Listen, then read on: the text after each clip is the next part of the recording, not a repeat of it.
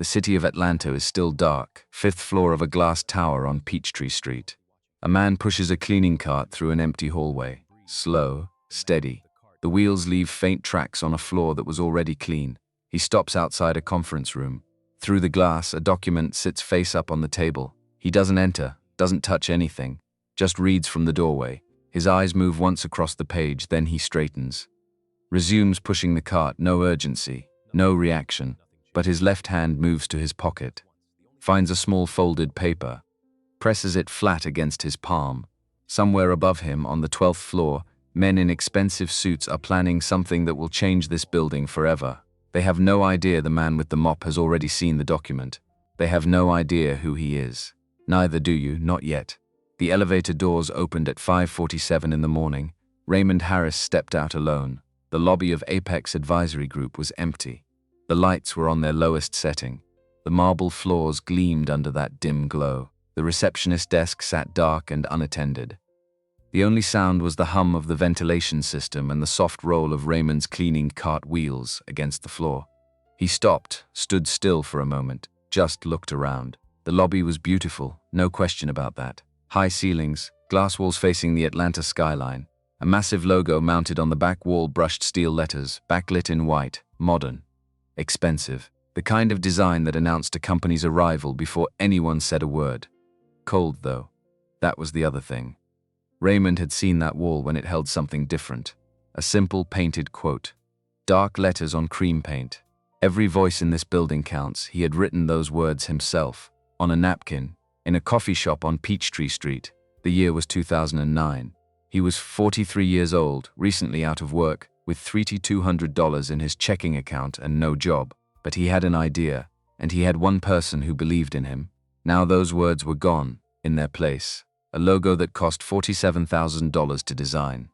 He knew the exact number because he had seen the invoice 4 years ago, right before the stroke, and had said nothing because the company was thriving, and he had trusted the people around him to make reasonable decisions in his absence. That trust, it turned out, had a price. Raymond looked at the logo for a few more seconds. Then he reached into his cart, pulled out a mop, began to work. He had been doing this for 11 days. Every morning he arrived before 6, signed in at the security desk under the name Raymond Watts, took his cart from the supply room on the basement level, started on the lobby, worked his way up floor by floor through the morning hours. The building had 12 floors. Raymond was assigned floors 1 through 9. The executive suite on 12 was handled by a separate crew, one that Jeffrey Lewis had personally approved through the building management contract. Raymond had not pushed to be assigned there. He hadn't needed to. On day 4, a door on 12 had been left open, and a document had been sitting face up on a conference table, and Raymond had read it in the time it took him to walk past. But he wasn't ready to move yet. He needed more. He needed to understand the full shape of what was happening. Not just one document, not just one conversation overheard in a hallway. He needed to see the pattern. He needed to understand who knew what, and how far it reached, and where the weak points were. So he kept coming back every morning. With his cart, and his mop, and his eyes open, the security guard at the desk was a man named Thomas. He had been working the overnight shift since before Raymond started coming in. Raymond had figured out it was at least 9 years from fragments of conversation while signing the morning log. Thomas was quiet, professional. He nodded when Raymond arrived and marked the time in the log without comment. On the 3rd morning, Thomas had said, "Cold this morning." Raymond had said, "It is." That was the full extent of their exchanges so far. But Raymond had noticed Thomas the way he noticed everything in the building, carefully, without making it obvious. Thomas did his job correctly every morning, whether anyone was watching or not. He checked credentials, he maintained the log, he kept the lobby secure during the hours when nobody senior was around to see whether he was doing it right. Raymond had spent his career trying to build organizations full of people like Thomas. He wasn't sure he had succeeded. The building filled slowly after 6:30.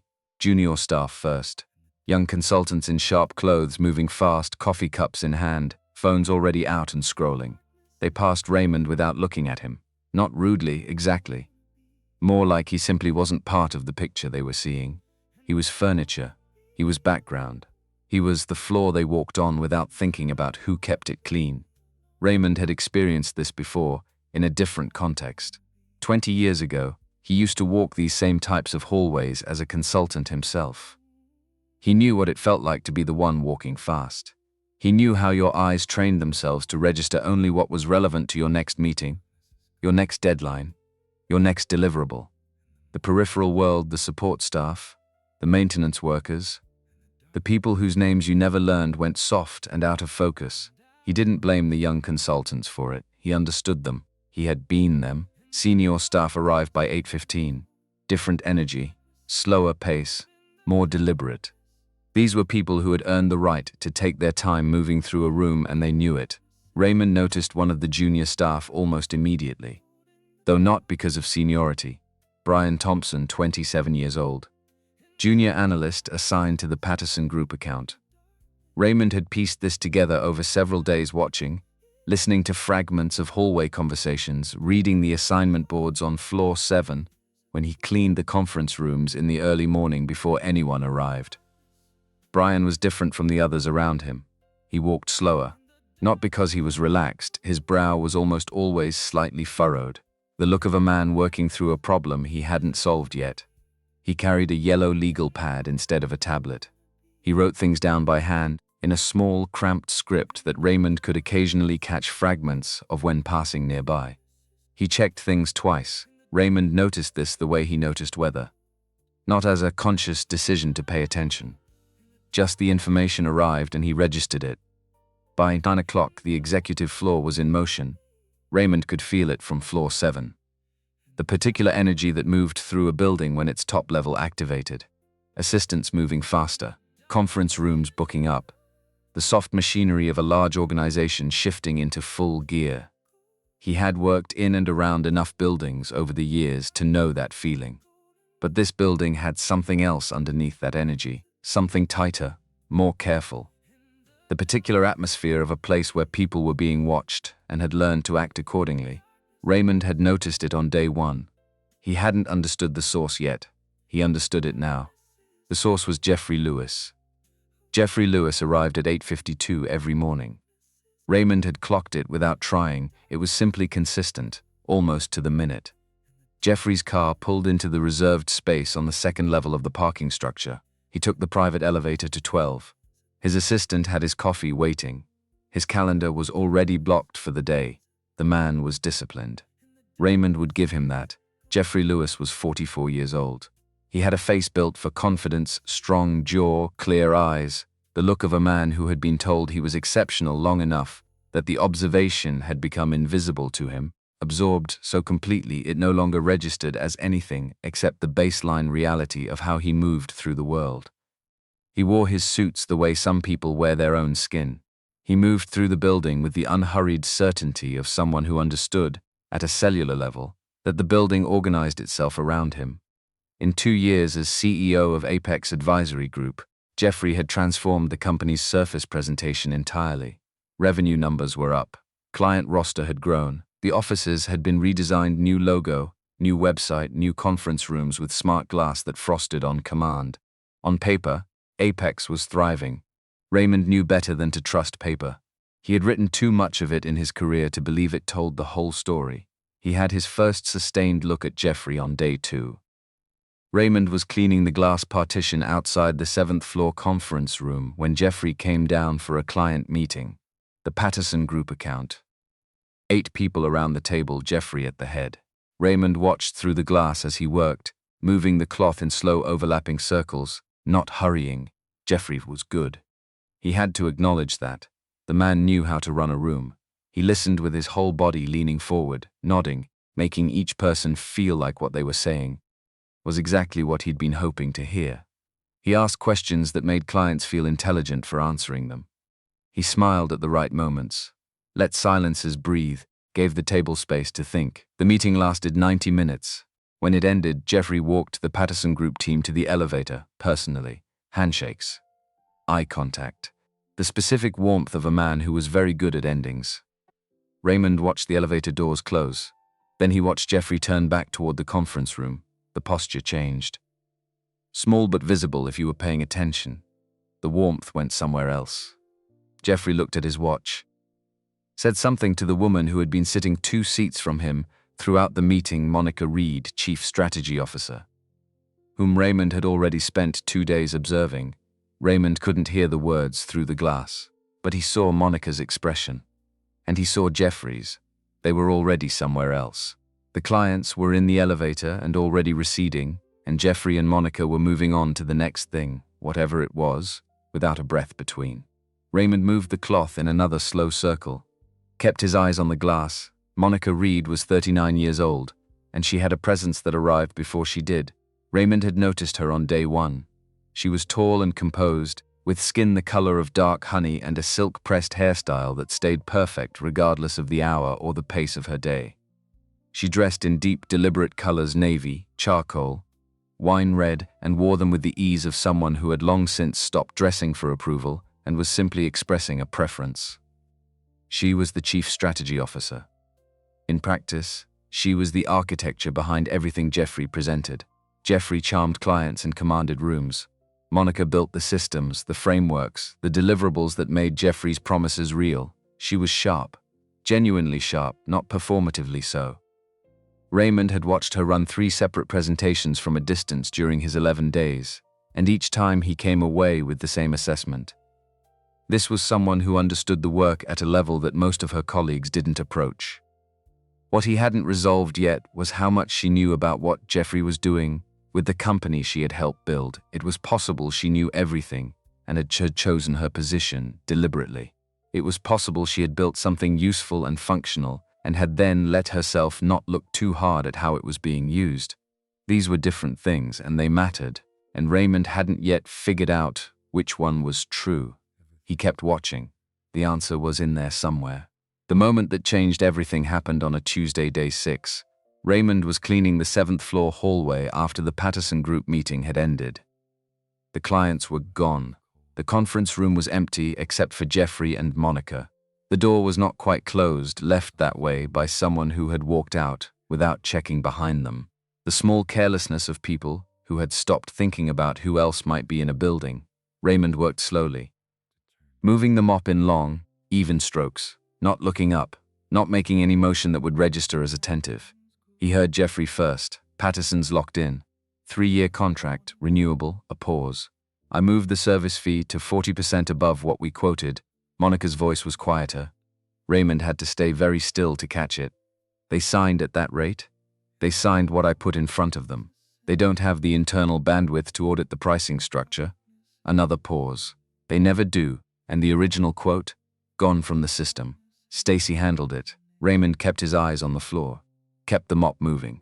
His breathing stayed slow and controlled, the discipline of a man who had spent decades in rooms where information traveled fast, and the wrong reaction could close a door before it fully opened. The restructuring timeline, Monica said. Is Mercer Capital still on track? 6 weeks. Maybe 5. Jeffrey's voice dropped slightly. Victor needs to sign, that's the only variable. Victor won't like it. Victor will sign. I'll handle Victor. A chair moved.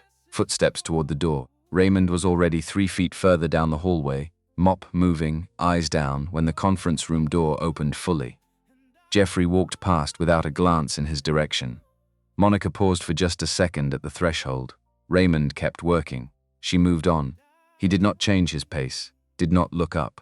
Nothing in his posture or his movement indicated that what he had just heard had landed anywhere. But his left hand, in the pocket of his uniform pants, slowly folded a small piece of paper. On it, during the conversation with his back turned, he had written 2 things. Patterson Group fee altered, records erased. Mercer Capital 6 weeks, Victor to sign. He wrote them the way you write a phone number someone recites too fast. Quickly, without drawing attention, the reflex of someone who had spent years in rooms where the important information arrived without announcement and disappeared. Just as fast if you didn't catch it. He folded the paper once, pressed it flat against his palm, kept working. That evening, Raymond sat in his car in the parking structure across the street from the Apex building. He didn't drive home right away. He sat with the windows down in the early Atlanta dark, October air, the city noise filtering up from the street below, traffic, voices, the low continuous hum of a place that never fully stopped. The paper was unfolded on his knee. He thought about what he'd heard, played it back carefully, The way he used to replay important conversations after client meetings, checking what was said against what was meant. The fee manipulation on Patterson Group was significant, a 40% overcharge with the original quote removed from the system that was deliberate, that was designed. But taken on its own, it was the kind of thing that might be resolved through arbitration, through a penalty, through a renegotiated contract, expensive for the company, damaging to reputation. But survivable Mercer Capital was something different. Raymond knew the name. He had done his research before starting this job, 3 weeks of quiet homework before his first morning at the security desk. Mercer Capital was a private equity firm headquartered in Chicago. Mid-market acquisitions, professional services focus. Their specialty was buying controlling stakes in consulting, financial advisory, and legal firms restructuring the fee models, loading the acquired companies with efficiency mandates and performance targets, then exiting in 5 to 7 years at a multiple. They were very good at what they did. The problem was what they did to the companies they bought. Raymond had watched it happen to 2 firms he'd known well over the years. Both had been successful, client-focused practices before the acquisition. Both had been hollowed out within 3 years. Senior talent left when the culture shifted.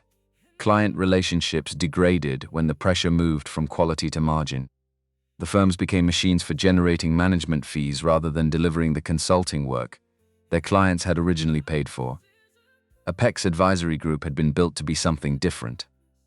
Raymond had built it to be different. He had spent the first 3 years of the company's existence building a culture before he ever thought seriously about the margin structure. He had done this not because it was naive, but because he had been in enough organizations to understand that culture was not a secondary thing, not an HR function, not a poster on a wall. Culture was the operating system. Everything else ran on top of it. And now someone was preparing to sell 51% of that operating system to a firm whose business model required replacing it with something else, without telling the man who held 52% of the company. He pulled out his phone, dialed a number he knew from memory, 2 rings. 3, Raymond. Victor Bryant's voice came through warm and a little tired. It's late, I know. I need to ask you something. What's going on?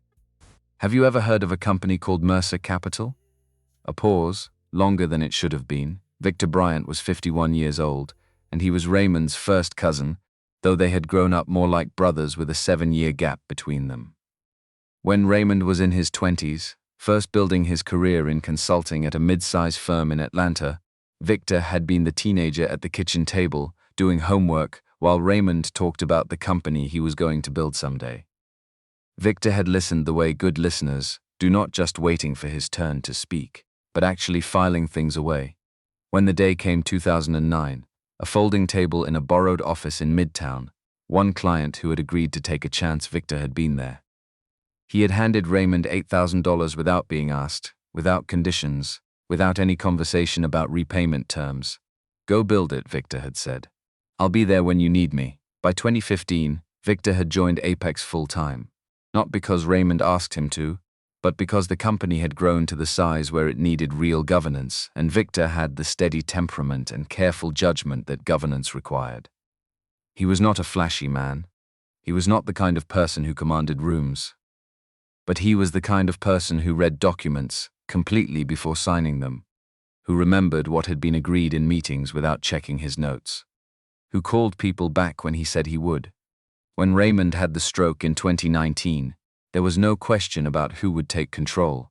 Victor had kept the company running through the recovery, had made the decisions that needed making, had kept the culture intact, or so Raymond had believed, looking at it from a distance, reading quarterly reports in his apartment in Buckhead while his cardiologist adjusted his medications. It was that belief, held at a distance, that Raymond now had to examine. Which was why the pause on the phone was troubling. Victor, Raymond said. Talk to me, I've heard the name, Victor said carefully. Once. About 2 months ago. Jeffrey mentioned it in passing, said it was a firm he was exploring a possible partnership with. Nothing formal. Early conversations, he said that directly to you? In a meeting. Yes, and after that, he never mentioned it again. I assumed it hadn't developed into anything. Raymond looked through the windshield at the Atlanta skyline. Several floors of Apex were still lit against the darkening sky. It developed, he said. He told Victor enough to frame what was happening. Not everything he needed Victor to stay calm, to stay normal, to give Jeffrey no signal that anything had shifted. He walked his cousin through the basics. The Mercer Capital document he had glimpsed on day 4, the overheard conversation that afternoon, what it suggested about where the transaction stood. Victor listened without interrupting. "Don't ask Jeffrey about it," Raymond said when he finished. "Don't mention the name. Go about your week the same way you have been, Raymond." Victor's voice was measured. "What are you doing exactly?" "I'm looking at the company." "From where?" Raymond watched a light go out on the 10th floor, then another, the building settling into its overnight quiet. "From the ground up," he said. On day 8, Raymond watched 3 people lose their jobs. He didn't witness it directly. He saw the aftermath, which in some ways told him more.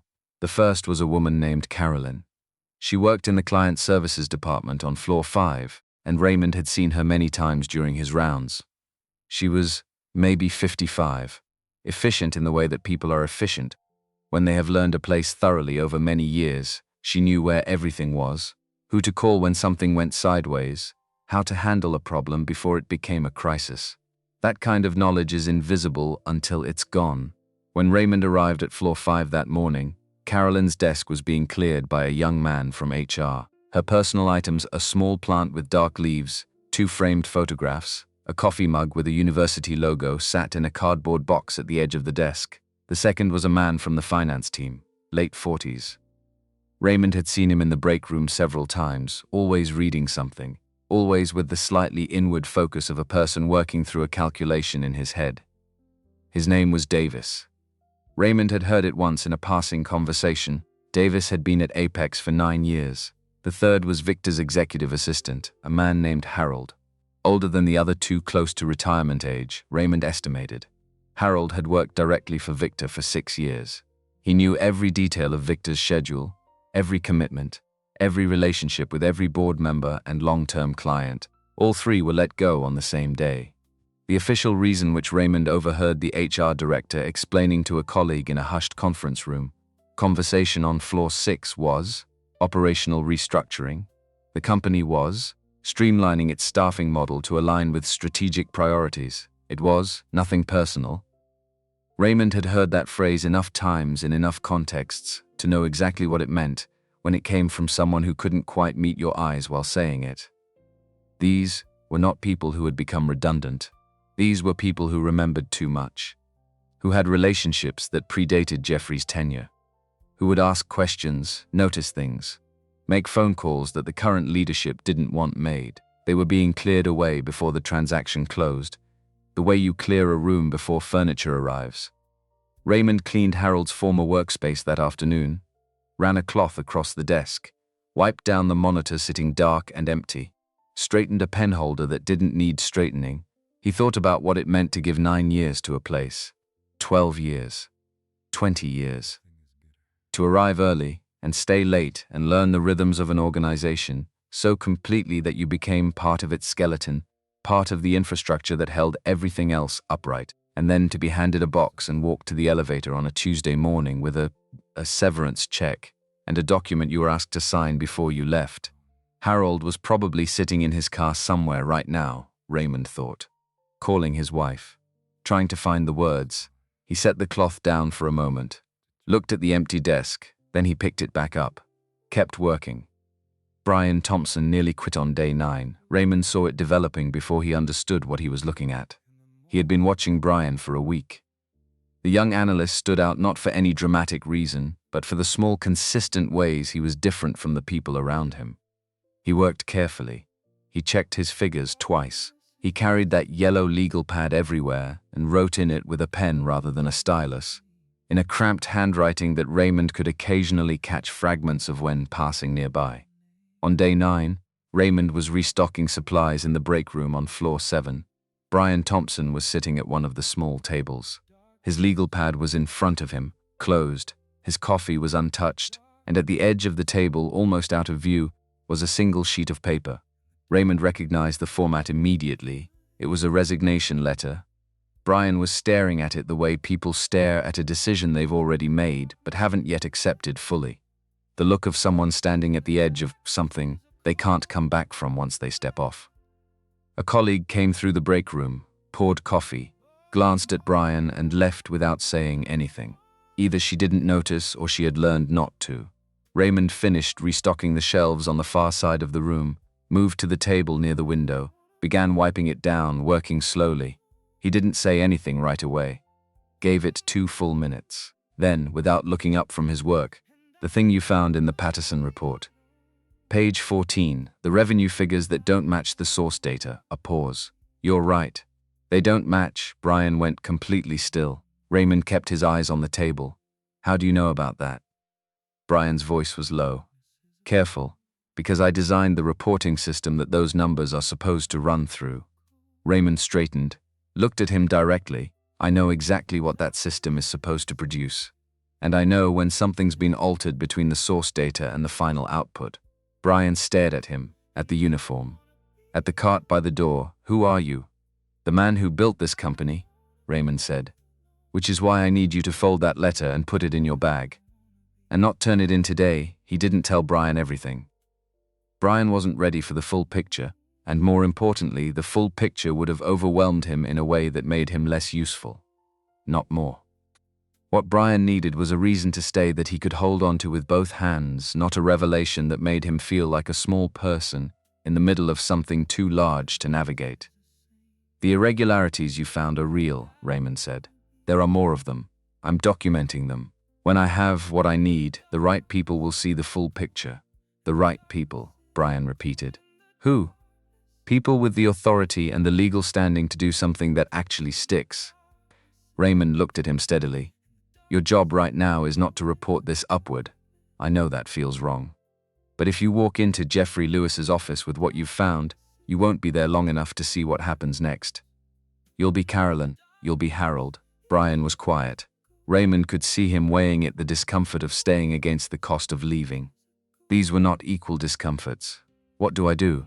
You do your work. You document what you see. You don't discuss this with anyone in this building. A pause. And you find me if you find anything else. Don't use email. Don't leave notes on company systems. Just find me. Brian looked down at the resignation letter, then back up. You're a janitor, he said, not as an insult, as a man trying to understand what he was looking at. Today I am, Raymond said. Come find me if you find anything else in that reporting system, anything that doesn't reconcile. The supply closet on this floor, east side, there's a gap between the shelving unit and the wall. Leave it there if you need to reach me and can't find me directly. He picked up his cloth, moved toward the door. What's your name? Brian called after him. Raymond paused at the door without turning around. Raymond, he said. That part's true. The document changed everything. Raymond had known something significant was coming. The pieces had been accumulating in a pattern that was becoming harder to interpret as coincidence. The fee manipulation, the Mercer Capital name overheard through a not quite closed door, the 3 terminations in a single day, Jeffrey's quiet consolidation of contract signing authority that Raymond had pieced together from overheard conversations and a glimpse at an internal memo left face up on a printer on floor 9. But he needed to see the actual transaction structure, the architecture of what was being planned rather than the edges of it. He got it on day 10. He was on floor 12, not his assigned floor anymore, but he had come up to deliver a supply item requested by the cleaning crew there. A routine maintenance task that gave him a legitimate reason to be on that level for the few minutes it required. He moved quickly and professionally. Head down. Cart in front of him. He passed Jeffrey's office. The door was open. Raymond didn't slow down. He didn't need to. Decades of reading rooms fast, reading documents fast, reading a situation in the time it takes to cross a threshold, had trained his eyes for exactly this kind of moment. The document was on the corner of Jeffrey's desk, face up. The header text was large and bold. Apex Advisory Group, Pace Acquisition, Framework Mercer Capital Partners. That was enough. He kept walking. That evening, he sat in his car on the street 2 blocks from the Apex building and worked through what he knew. 51% of Apex Advisory Group. Sale to Mercer Capital Partners. Execution timeline. 6 weeks from whatever date that document had been prepared, which from context put the closing approximately 4.5 weeks away now. Required signature, Victor Bryant. As chairman of the board, he had seen the header and the signature block. That was all. but it was enough to understand the architecture. Jeffrey Lewis did not own Apex Advisory Group. He was an employee. A well-compensated one with significant contractual authority over day-to-day operations and client relationships, but an employee. He had no ownership stake. He had never had one that had been a deliberate decision when Raymond brought him in, a decision Raymond now understood the importance of in a new way. Raymond Harris owned 52% of Apex. That stake had never been transferred. It was documented in the original Articles of Incorporation, filed with the Georgia Secretary of State in March 2009, and it had never been amended, encumbered, or modified in any way. Raymond had verified this 3 weeks ago, before his first morning at the security desk. Through his personal attorney, Victor Bryant owned 18%. A smaller stake, his investment, had come in later, after the company was established. The remaining 30% was distributed among 3 minority stakeholders who had no active roles in the company. For the Mercer Capital transaction to work legally, Jeffrey needed Victor's signature. He had spent 2 years carefully positioning Victor as the functional public face of the company's governance, useful when you needed a name on the external documents. Less useful when that name came attached to a person with his own judgment and his own loyalties. Jeffrey had one problem he didn't know he had. He knew Raymond Harris as a name, as a historical fact, as a paragraph in an old Atlanta Business Chronicle, profile the founder, the health episode, the graceful step back. He did not know Raymond Harris as the man who had been pushing a cleaning cart through his building for 10 days. The man who had been listening, watching, mapping every thread of what was being built. That gap, the distance between what Jeffrey believed and what was actually true, was the only thing Raymond had that Jeffrey didn't. He needed to hold it for as long as he could. He called Victor that night. "I need you to do something difficult," Raymond said. "Tell me what it is. If Jeffrey approaches you about anything involving Mercer Capital, any conversation, formal or informal, I need you to tell me within an hour. Don't react, don't push back, don't let anything show. Just listen and then call me." Victor was quiet for a moment. "How close is this?" "Close enough that I need you operating as if nothing has changed. As if this week is the same as last week, Raymond. I've been patient, but I need to understand what you're building toward. I won't keep walking blind. That was fair." Raymond had been asking Victor to carry something without being told the shape of it. "That had a limit. I need documentation," Raymond said. "Not just what I've seen and heard. Financial records, internal communications. Something that a lawyer and a regulator can work with. Something that doesn't depend on my word alone." How much time? Raymond thought through what he had and what he still needed. Weighed the risk of moving too early against the risk of the transaction closing before he had enough. 2 weeks, he said. Maybe less. But the company needs to keep running exactly as it has been. Jeffrey cannot see anything different, and the transaction can't close without your signature, not legally. But if Jeffrey moves forward misrepresenting the ownership structure, using Victor's authority alone, as if it were sufficient, it becomes a different kind of problem, one that takes longer to unwind and does real damage in the meantime. Victor absorbed this. 2 weeks, he said. 2 weeks, Raymond confirmed. Call me if anything changes before that. On the morning of day 11, Raymond arrived earlier than usual. The overnight security guard was still at the desk when Raymond came through the service entrance. Thomas looked up from the log, noted the time 5:31, 16 minutes before Raymond's normal arrival, and nodded without comment. "Morning," Raymond said. "Morning," Thomas replied. Raymond signed the log, took his cart from the supply room, came back to the lobby. He worked the marble floors in slow, overlapping arcs, moving from the east wall toward the center, then back toward the windows. The building was empty. Outside, Atlanta was just beginning, the low October light coming through the eastern glass, long and thin and golden, the kind of light that arrives before the day has decided what it's going to be. Raymond had always valued buildings in the early morning. There was something truthful about them at this hour, before the performances began, before everyone arrived and took their positions and started playing their parts. The building was just itself, glass and steel and floor and light. Neutral, patient. He thought about what it had taken to build this particular building. Not the money, not the business development work, the proposal writing, the client pitches, the contract negotiations. Those were real and they had taken real effort, but they weren't what had cost the most. What had cost the most was the doubt. The years of building when he wasn't certain the thing would hold. The clients who almost walked.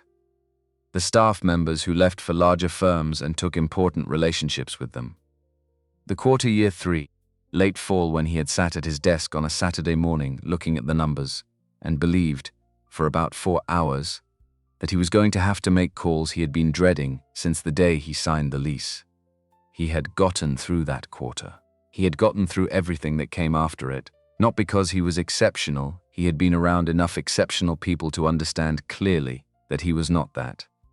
He was competent, persistent, honest in his dealings in a way that occasionally cost him in the short run and reliably paid back over time. He knew how to read a room and how to build a team and how to make decisions under uncertainty without pretending the uncertainty wasn't there. He had built something that reflected those qualities. Not perfectly. No organization was perfect. But the culture of EPX at its best had been a place where people were treated as complete human beings, where a junior analyst could raise a concern without calculating the career risk of doing so, where the support staff were spoken to with basic respect, where the work mattered beyond the line items in the quarterly report. He had spent 3 years building that culture before he ever seriously thought about the margin structure. He had done this not from naivety, but from a clear-eyed understanding that the culture was the foundation and everything else was built on top of it. And someone had taken that foundation and used it to build towards something else entirely. That was the thing that sat in Raymond's chest like a weight he couldn't put down. Not the money, though the money was real. Not even the betrayal precisely, though that was real too. The waste. The waste of something built carefully and honestly and with genuine intention. The waste of the people who had believed in it. Carolyn, who was probably at home right now revising her resume, trying to explain a sudden departure from a company she'd given 12 years to. Harold, who had worked for Victor for 6 years and would now have to tell that story to people who didn't know any of the context. Davis from finance, who had 9 years of institutional knowledge in his head and no one left to give it to. Raymond finished the lobby, moved his cart to the elevator. The building was starting to fill when he reached floor 7. He saw Brian Thompson arrive and set his bag down at his desk. After a moment, Brian looked up, scanning the floor, and found Raymond through the glass partition of the break room where Raymond was moving between the shelves. Brian held up his yellow legal pad and tilted it slightly. The smallest gesture, Raymond gave the smallest nod. Brian sat back down, opened the pad, began writing. Raymond watched him for a moment through the glass. 27 years old. Smart. Careful. Sitting in a building where the people around him had trained themselves not to look too closely at the things they saw. He had been 4 inches from walking out yesterday, and instead he was here, writing things down in his cramped handwriting, trusting the word of a man he had met across a break room table. That, Raymond thought, was what the difference usually looked like. Not heroism. Not some large theatrical choice made in front of an audience. Just the small daily decision to stay present, to keep looking. To not let yourself be trained into blindness by the culture around you. He gathered his supplies and moved out into the hallway. The elevator opened on floor 7 and Monica Reed stepped out. She was dressed in charcoal that morning, hair perfect, moving with the ease of someone who had learned long ago that the room adjusted to her and not the other way around. She passed Raymond without looking at him. 4 feet. 3. 2, then she was past him and moving toward the conference room, the door closing behind her. Raymond continued to the end of the hallway. Stopped at the window. He stood there with his back to the floor, looking out at the city. 4 weeks ago, he had been sitting in a doctor's office in Buckhead, being told that his cardiac markers were stable, that the recovery was holding well, that he was cleared for normal activity.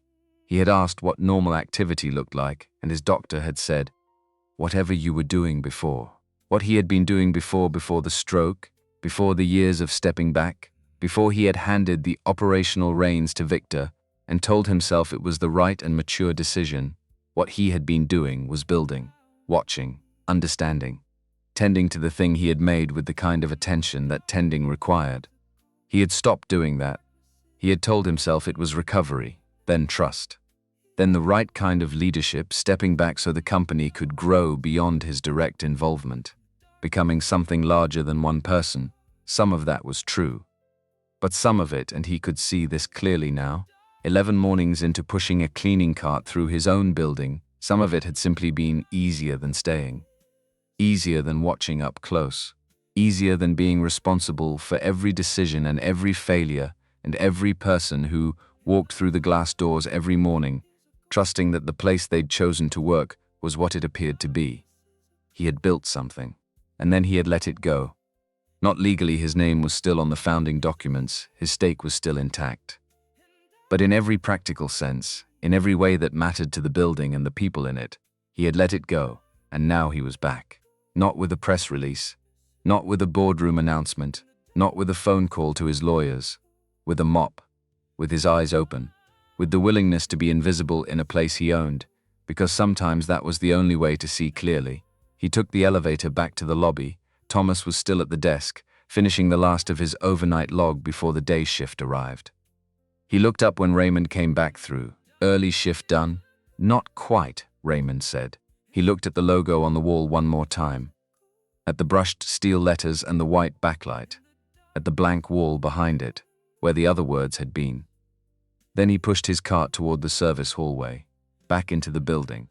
There was still work to do.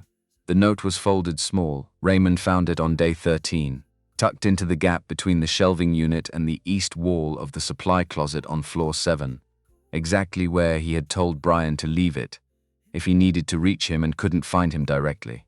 He unfolded it in the stairwell, standing under the fluorescent light with the door closed behind him, Brian's handwriting. Small and cramped, the same as in the legal pad, Patterson Group Q3 service fees logged twice. One entry in the main operating account. One entry in a separate account I can't identify, no name attached to the account number in the system. Just a routing code I don't recognize. Asked our systems manager about it Tuesday afternoon. She said she didn't know what I was talking about. Walked away fast. Didn't look confused, looked like she didn't want the conversation. Thought you should know. Raymond read it twice, folded it back, put it in his pocket. He stood in the stairwell for a moment, with his hand flat against the door. The building moved around him, ventilation cycling, distant footsteps on the floor above, the faint sound of an elevator passing somewhere in the shaft nearby. 2 accounts. One visible in the primary system. One that existed only as a routing code with no attached name. This was not a clerical error. Clerical errors looked like transposed numbers, misapplied categories, honest mistakes that made themselves visible when you looked at them straight on. What Brian had found was something that had been designed to be invisible, a second channel, built deliberately, maintained carefully, structured so that the people most likely to look at the primary account would have no reason to look further. The systems manager's reaction confirmed it. Confusion would have looked different. Confusion asks clarifying questions. What Brian had described was departure, the fast exit of someone who recognized the question and had already decided she didn't want to be in the room when it was asked. She knew about the account, which meant this wasn't only Jeffrey and Monica anymore. It had reach, it had depth, and the deeper it ran, the more important it became to move carefully, because the more people who knew, the more people who might notice that someone was asking questions they hadn't asked before. Raymond climbed the stairs back to floor 7. Caught Brian's eye through the glass partition as he passed the break room. Gave the same small nod he had been using all week. Brian looked down at his work without changing his expression. Good, Raymond thought. The young man was learning fast. He kept moving. That afternoon, Raymond was reassigned. He was in the middle of cleaning the corridor outside the main conference room on floor 7 when Gerald, the building facilities manager, came up alongside him. Gerald was a compact, efficient man who ran the building's operational staff with the low-key competence of someone who had learned that the best facilities management was invisible. He kept things running without anyone having to think about it. Watts, Gerald said, dropping his voice to the register he used when delivering decisions that had come from somewhere above his authority. Need to shift your floor assignment starting Monday. Raymond looked at him. Something wrong with the work? No issue with the work. Gerald glanced briefly toward the elevator bank, then back. Executive team put in a request. Different crew on the upper floors going forward. You'll be on 3 through 6 starting Monday. Raymond nodded. Understood. Gerald moved on. Raymond continued cleaning the corridor. Same pace, same methodical strokes. Nothing in his posture or expression indicated that the instruction had landed anywhere significant. But his mind was moving fast. Jeffrey had noticed something. Not Raymond specifically, he was confident of that. If Jeffrey had identified him, the response would have looked different. Not a reassignment request through the facilities manager. Something more direct, more final. What Jeffrey had done was the move of a careful man who had detected an undefined variable and reduced the surface area of exposure as a precaution. It was the right call. Raymond would have made the same one. The problem was what it meant for the timeline. He had been planning for 2 weeks. He now had less because the reassignment was the first sign that Jeffrey's caution was extending, and once it extended to the upper floors, it might extend further, might prompt a more thorough audit of who was in the building and on what authority, might create complications he wasn't prepared for. Raymond finished the corridor, loaded his cart, took the elevator to the basement. He needed Lorraine Mitchell, and he needed her today. Lorraine Mitchell's office occupied the ground floor of a converted Victorian on West Peachtree. 3 blocks north of the Apex building, the building didn't announce itself as a law office. No sign on the door, no directory listing in the lobby, no indication from the street that anything professional happened inside. This was deliberate. Lorraine had explained it to Raymond when he first came to her in 2010, a year after founding Apex, when the company had grown large enough to need counsel that could keep up with it. "I don't want clients who find me from the street," she had said. "I want clients who were sent." Raymond had been sent by a banker who owed him a favor and had called in that favor by giving Raymond a name and a phone number, and saying only, "She's the best I know." That had been 15 years ago. In the time since, Lorraine Mitchell had represented Apex in 11 contract disputes, 4 regulatory matters, 2 acquisition processes that Apex had correctly walked away from, and 1 personnel situation that had required careful navigation and a confidential resolution that protected everyone involved. She knew the company's structure from the founding documents forward. She had been present, in some capacity, at nearly every significant legal moment in Apex's history. She was 52 years old. Slender, with close-cropped natural hair gone slightly silver at the temples, and the particular calm of someone who had spent 3 decades in rooms where other people were losing composure and had learned that composure was the most useful thing she could bring. She wore reading glasses on a thin chain. She used a fountain pen on a legal pad and had never, in Raymond's experience, used a laptop during a client meeting. On her office wall behind her desk was a framed quote from Thurgood Marshall. Raymond had read it many times over the years during their meetings. He had never asked her about it. Some things didn't need to be explained. Raymond called her from his car at 4:15. "I need to meet today," he said. "I have a window at 6. I'll be there at 5:45. A pause. Not a long one. Lorraine was good at reading urgency without being told why it was urgent. "I'll be here," she said. He was there at 5:40. She opened the door herself. Her assistant had gone for the day in a charcoal blazer, with her reading glasses already on the chain. She had a legal pad on the conference table, a pen uncapped beside it, and 2 cups of coffee already poured.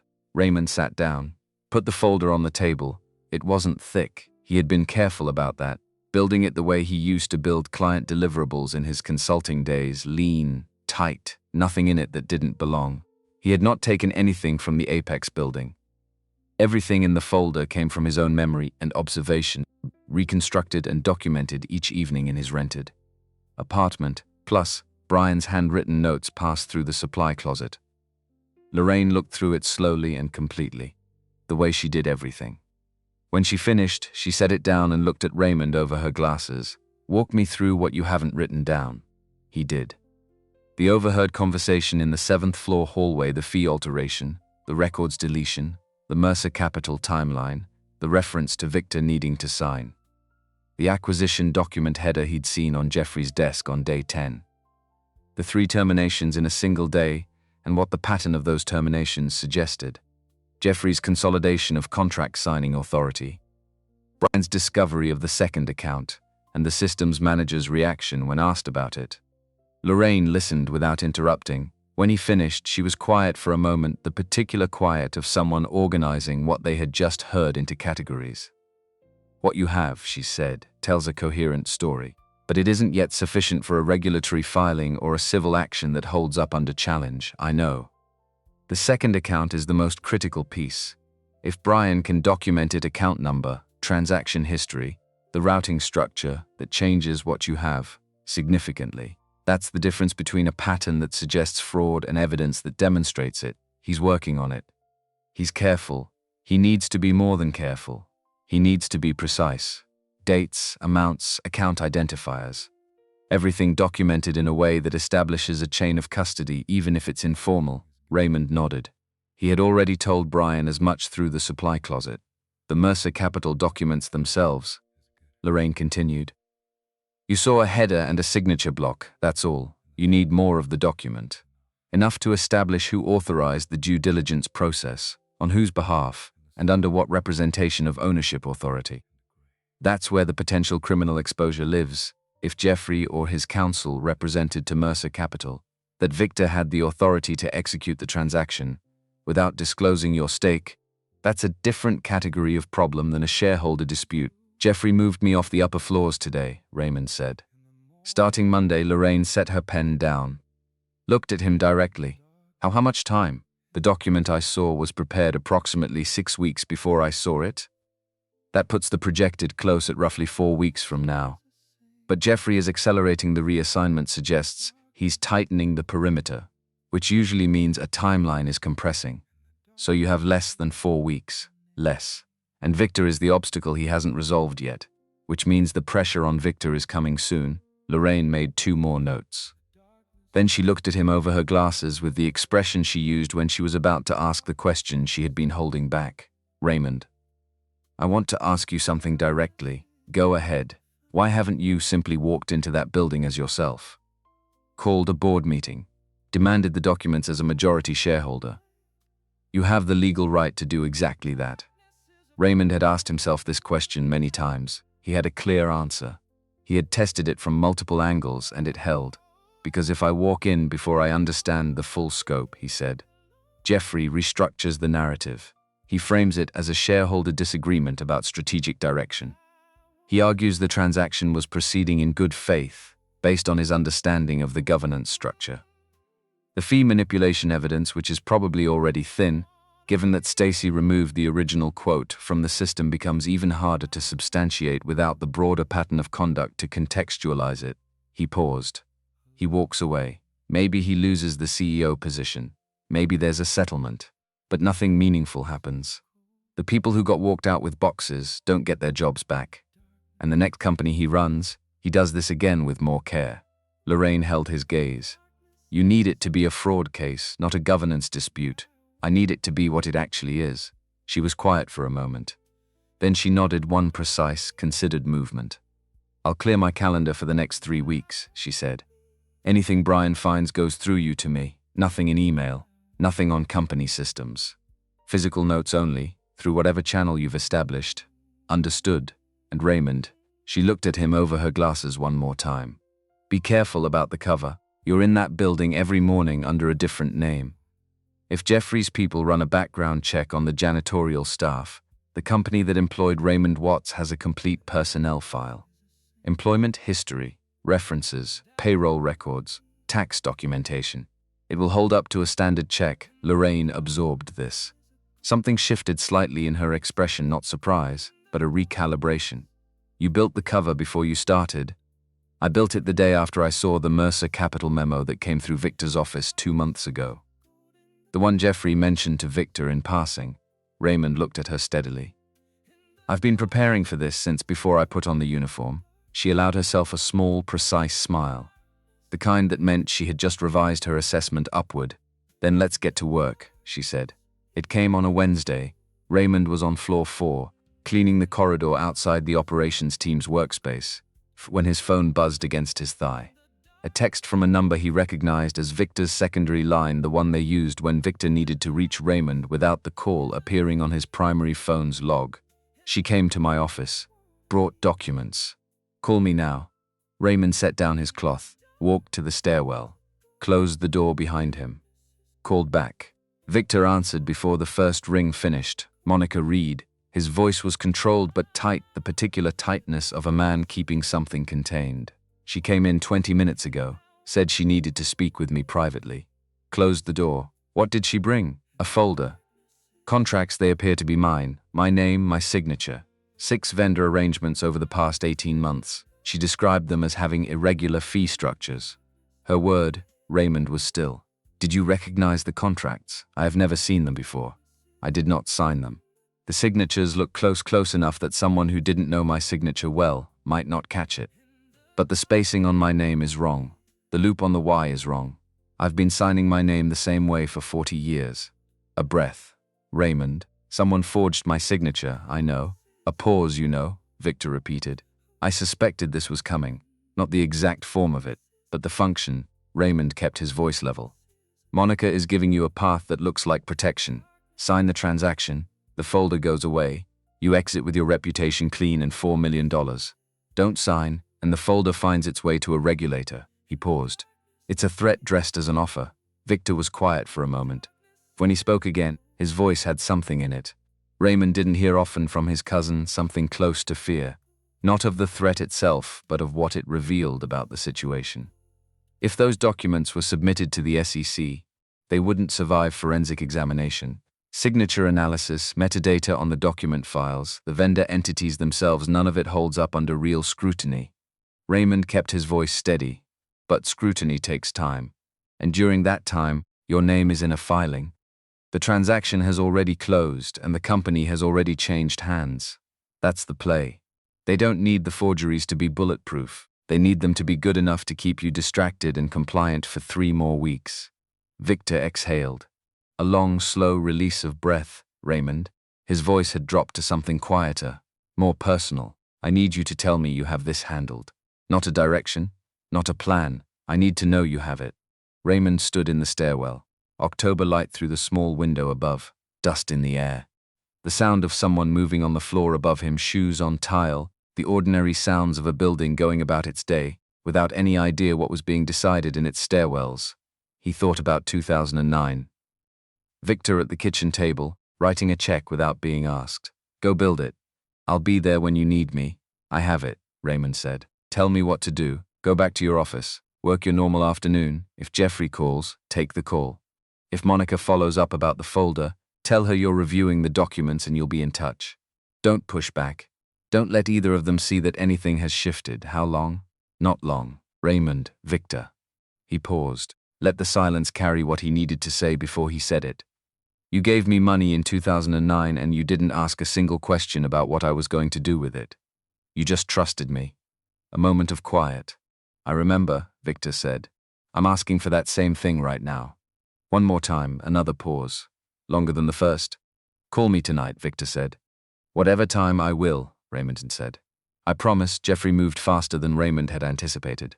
2 days after Monica's visit, Jeffrey called Victor into his office for what the calendar invitation described as a strategic planning conversation. No other attendees listed. 45 minutes blocked. Victor recounted it to Raymond that evening in full detail.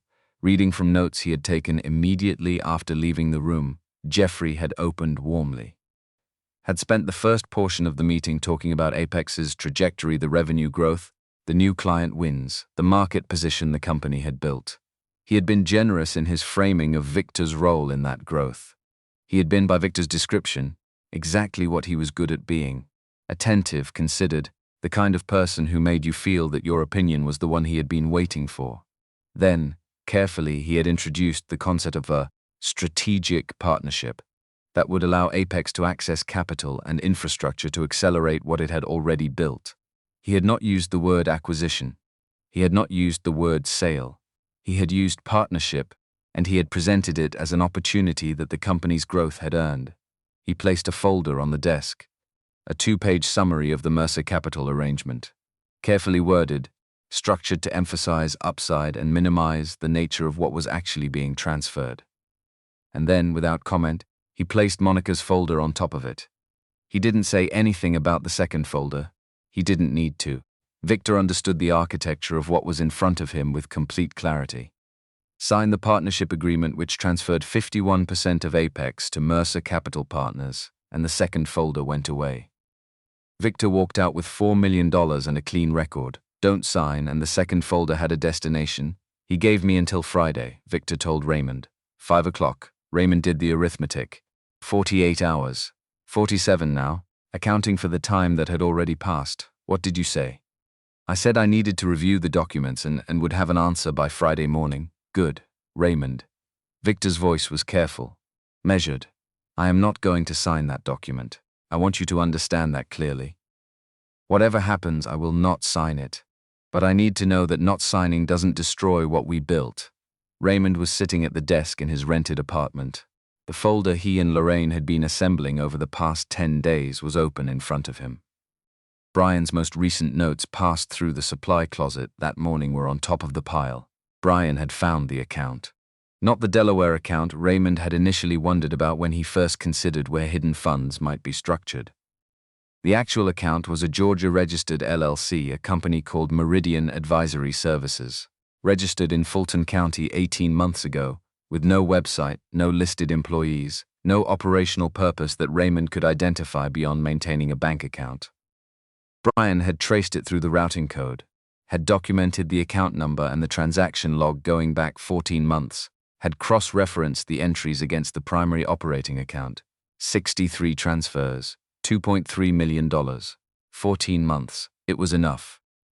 Not everything Raymond had wanted. He would have preferred the full Mercer Capital contract rather than just the header and signature block. But it was enough for Lorraine to work with. Enough for a filing that would hold. It doesn't destroy us, Raymond said. I'm moving tomorrow. Moving how? I'm done with the uniform, Raymond said. It's time to wear the suit. Raymond didn't sleep that night. Not because he was afraid. He had been afraid at the right times in his life when he signed the lease on the first Apex office space, and the pen had felt heavier than it should have, when the company nearly missed its third-year payroll, and he had sat alone with the numbers until 2 in the morning, figuring out how to make them work, when the paramedics had told him in the ambulance that his heart had done something irregular, and they were going to monitor him closely, and he had looked at the ceiling of that ambulance and thought about everything he hadn't finished yet. Those had been times for fear. This wasn't one of them. He didn't sleep because there was work to do. He sat at the desk and built the full timeline, every event in sequence from his first morning at the security desk through Brian's notes from that morning. Every piece of evidence mapped to its source and its significance. The Patterson Group fee alteration. The records deletion, Stacy handled it, Jeffrey had said through the not-quite-closed door. The hidden account at Meridian Advisory Services, Georgia registered, 63 transfers, $2.3 million over 14 months. The forged authorization documents used to pressure Victor. The 3 terminations. The acquisition document header. Jeffrey's consolidation of signing authority over the previous 8 weeks. He laid it out the way he used to lay out client analysis in his consulting days. Clean. Sequential. Every claim supported by a source. Every inference clearly marked as inference rather than fact. At 2 in the morning, he called Lorraine. She answered on the 3rd ring. He could tell from the quality of her voice that she had been awake. I'm ready to move, he said. When, tomorrow afternoon? I need you in the building by 4 o'clock. What changed? Jeffrey gave Victor a 48-hour deadline. 5 o'clock Friday. Lorraine was quiet for a moment, working through the implications. You want to go in before the deadline closes. I want to go in with enough runway that there's no ambiguity about what happens next. If I walk in at 4:30 and Jeffrey has already filed preliminary documentation with Mercer Capital's counsel, even informal commutation, it creates complications that take time to unwind. I'll need the complete file by 8 tomorrow morning. I'll have it to you by 6:30, Raymond. A pause. The ownership documentation, the 52% stake. You're certain nothing has changed in the corporate filings? I had my personal attorney verify the Secretary of State records 3 weeks ago, before I started this. The founding articles are on file and unaltered. The stake has never been transferred, encumbered, or modified, and Jeffrey's legal team, did they pull those records during due diligence? This was the question Raymond had been sitting with since the beginning. He had turned it over many times and still didn't have a clean answer. I don't know, he said honestly. It's possible they found the filing and proceeded anyway, betting that I was sufficiently removed from the company that I wouldn't engage, or that I could be managed if I did. It's possible they were sloppy and missed it entirely. He paused. Either way, the documents exist. They're public record. They're not disputable. If they found the filing and proceeded anyway, Lorraine said slowly, that changes the character of the fraud significantly. It moves from reckless to knowing. I know what it means.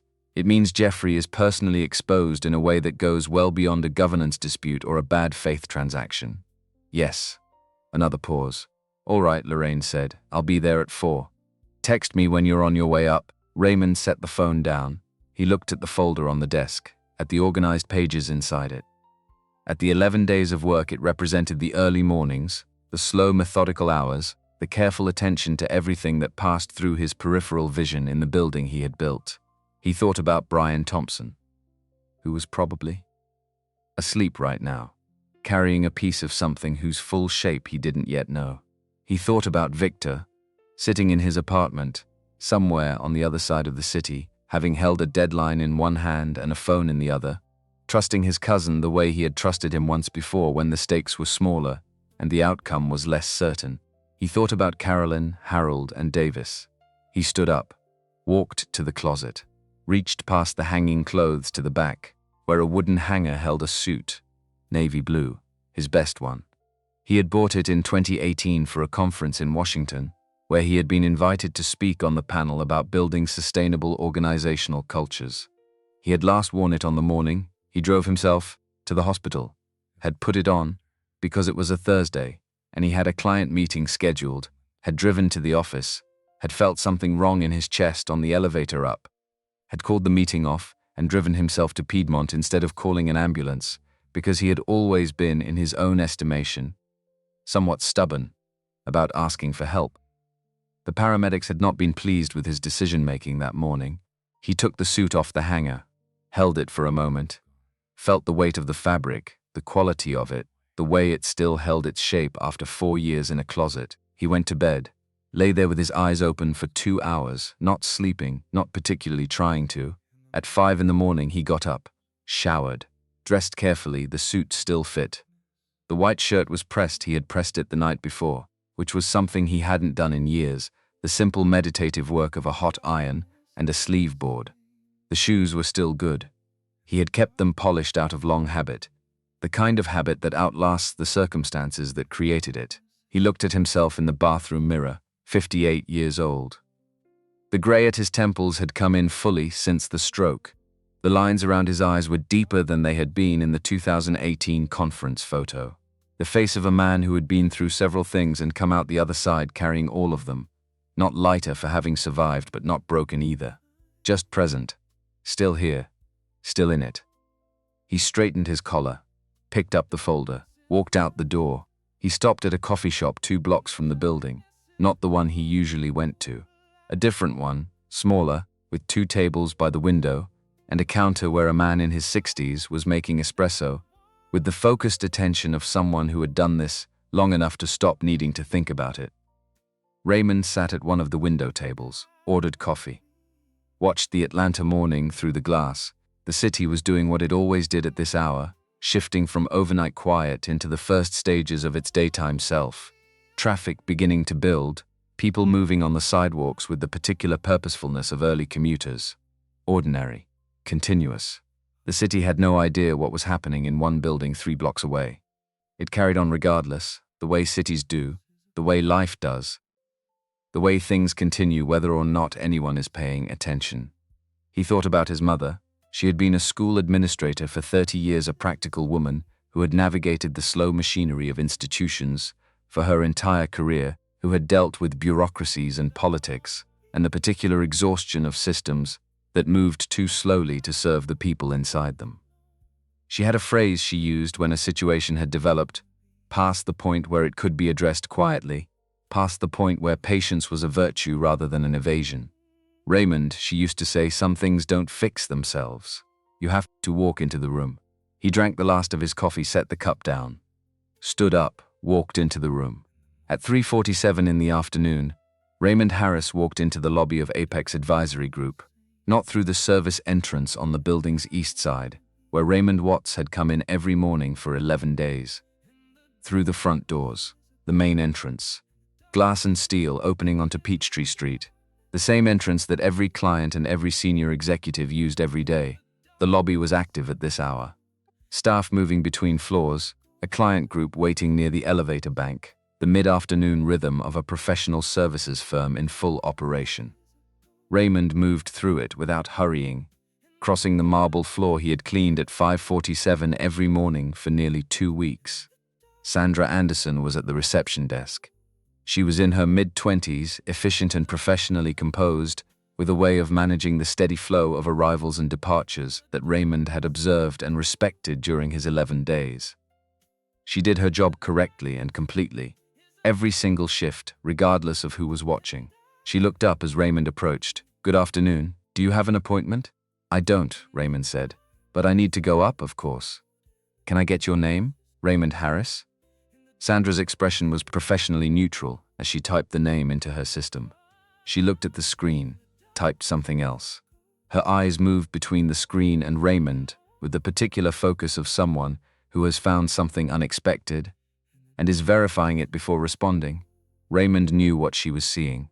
Apex's internal corporate records included the founding documents, the original articles of incorporation, the shareholder registry, the organizational history going back to March 2009. This was not information that surfaced in the ordinary course of a receptionist's work, but it was in the system, and Sandra Anderson was thorough enough to know where to look. "Mr. Harris?" Her voice had shifted, slightly careful, precise. "Could you give me just one moment?" "Take your time," Raymond said. He stood at the desk without moving toward the elevator bank, without looking around the lobby for anyone he recognized. He stood still and patient, the way he had learned to stand in waiting rooms and antechambers and the lobbies of buildings where important things were about to happen, occupying exactly the space he needed and no more. Sandra made a quiet phone call. He couldn't hear the words. When she finished, she looked at him directly. "The executive conference room on 12 is available," she said. "I'll have someone escort you up." "I know the way," Raymond said. "But thank you." He walked to the elevator, pressed 12. The doors closed. In the elevator's polished interior, Raymond saw his own reflection, the navy suit, the folder under his arm, the face he had looked at in the bathroom mirror at 5 that morning. The same face, the same man, the same building, and everything different now. He took out his phone, texted Lorraine, "Going up, floor 12. Her response arrived in 10 seconds. In the lobby. 4 minutes, the elevator stopped. The doors opened, the 12th floor was quieter than the floors below. A few assistants at their desks, a closed conference room with frosted glass showing the shadows of people inside, the corner office with its door partially open. Raymond walked past the assistants. One of them started to rise. "It's all right," Raymond said, without unkindness. "I know where I'm going." He had spent 11 days in this building.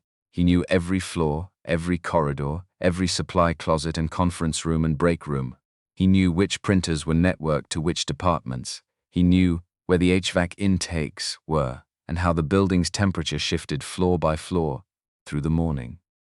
He knew the building the way you know a place you have tended to for a long time, not abstractly, but in the specific physical knowledge of repeated presence. He walked to the main conference room, put his hand on the door, plived it open. Victor Bryant was at the table, both hands in front of him, flat on the surface, a pen lying beside a closed folder, the Mercer Capital summary. Raymond recognized the cover that had not been opened, had not been signed, was sitting exactly where someone had placed it, and where it had stayed. Victor had not signed anything yet. Jeffrey Lewis was standing at the window, with his back to the room, looking out at the Atlanta afternoon. He turned when Raymond pushed the door open. Monica Reed was at the far end of the table, laptop open. She looked up from the screen with the controlled expression of someone who had been doing something and was now interrupted. Scott Hill sat across from Victor, a man Raymond recognized from a glimpse on day 6, when he had seen an unfamiliar figure in the building carrying a briefcase and moving with the purposeful ease of someone from outside the company, someone there for a specific transaction rather than the ordinary work of the day. Scott Hill was Mercer Capital's deal representative. He had been in this building before, quietly, preparing what was meant to be a straightforward close. Jeffrey looked at Raymond, for one moment, a fraction of a second. Not longer his face showed what faces show when the mind is confronted with something it had not prepared for. Not panic, not guilt. The particular cognitive arrest of a man who had calculated the variables in a room and suddenly discovered that his count was wrong. He recovered quickly. Raymond had expected that. "Can I help you?" Jeffrey said. His voice was composed, the voice of a man who had decided that composure was the right move and was executing it well. "You can," Raymond said. He walked to the table, set the folder down. "My name is Raymond Harris. I'm the founder of Apex Advisory Group. I hold 52% of the outstanding shares of this company, documented in the original articles of incorporation filed with the Georgia Secretary of State in March 2009. He looked at Jeffrey steadily. "I'm also the majority shareholder whose signature is required, under Section 7 of the founding agreement, for any transaction involving the transfer of more than 40% of the company's equity." He opened the folder, slid it across the table toward Jeffrey. "The second account," Raymond said. 14 months, 63 transfers, $2. 3 million routed outside the company's primary financial reporting structure through a Georgia LLC called Meridian Advisory Services. No employees, no operations, no purpose beyond receiving transfers from Apex's operating account under fictitious vendor descriptions." He paused.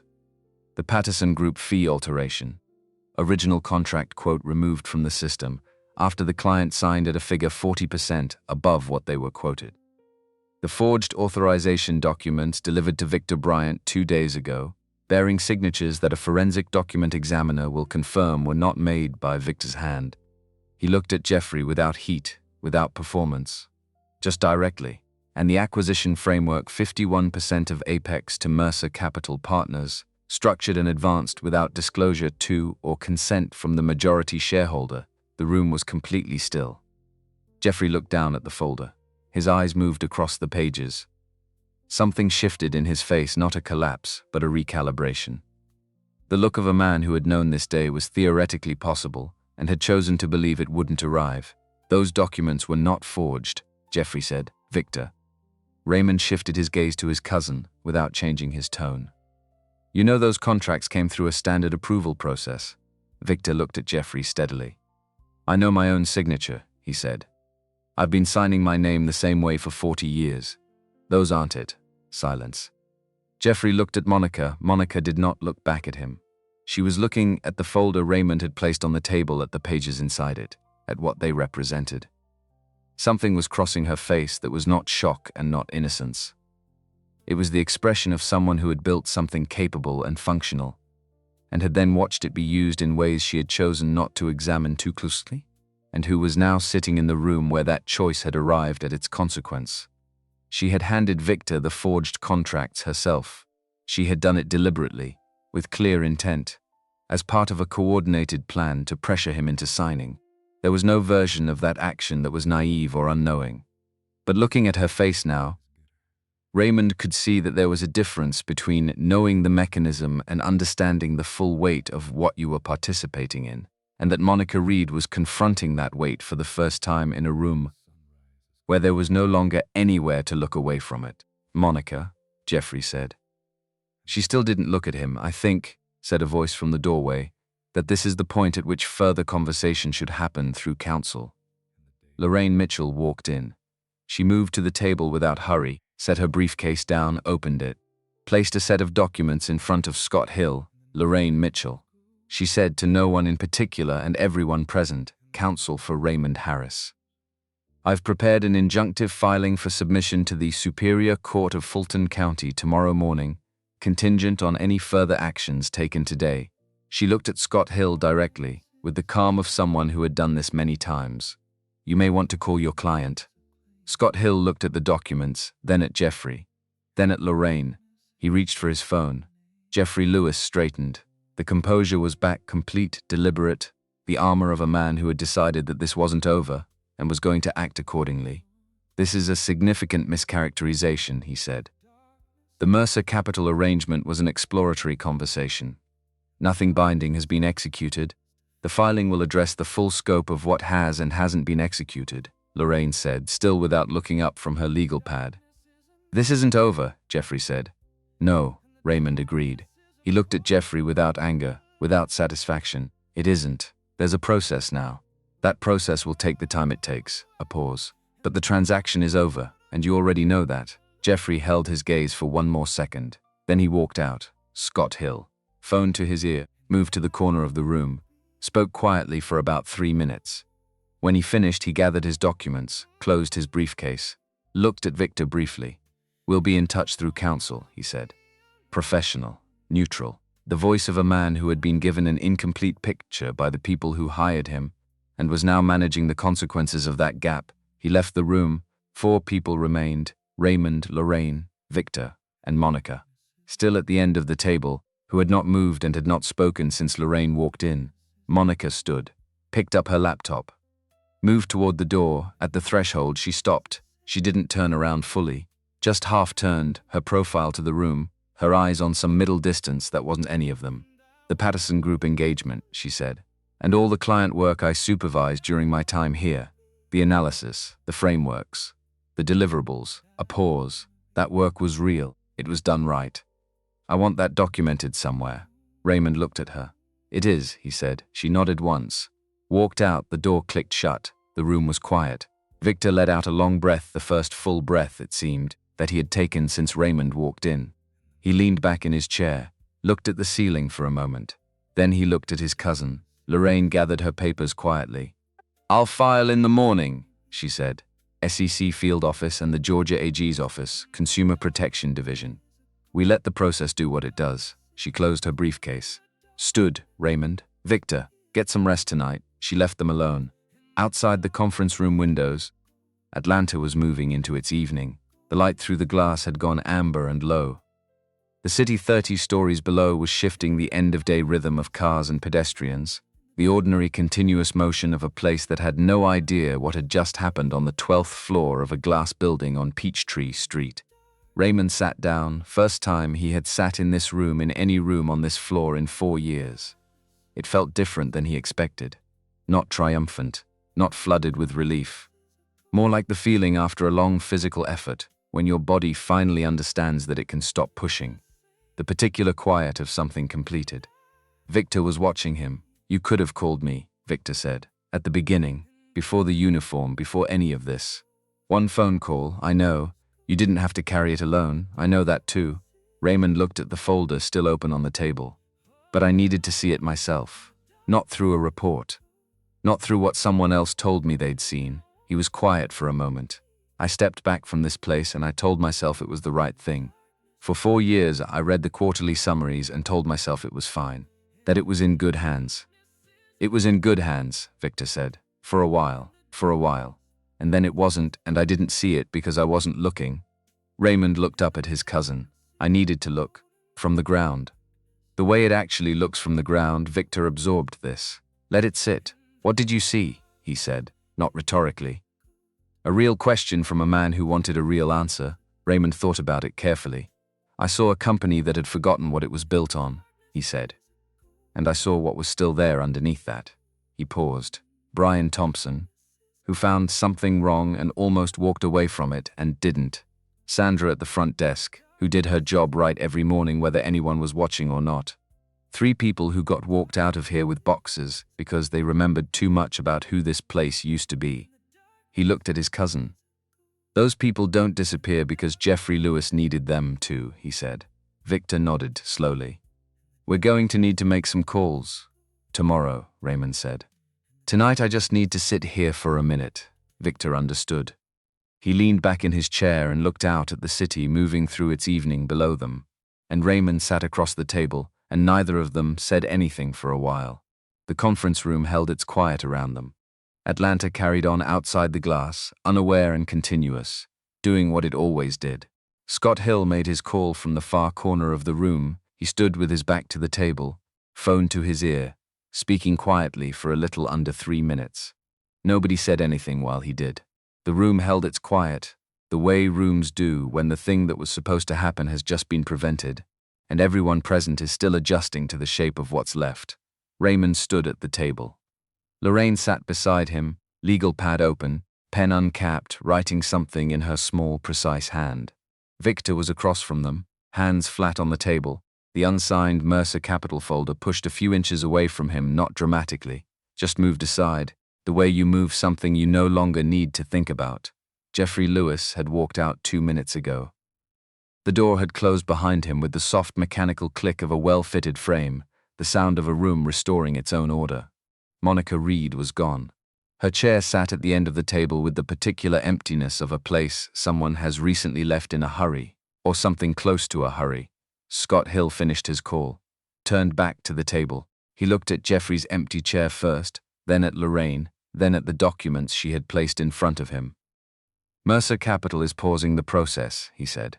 His voice was professional and level the voice of a man who had been in difficult rooms before and understood that professionalism was the only currency that held its value in them. Pending a full review of the shareholder documentation and the ownership structure, that's a reasonable first step, Lorraine said, without looking up.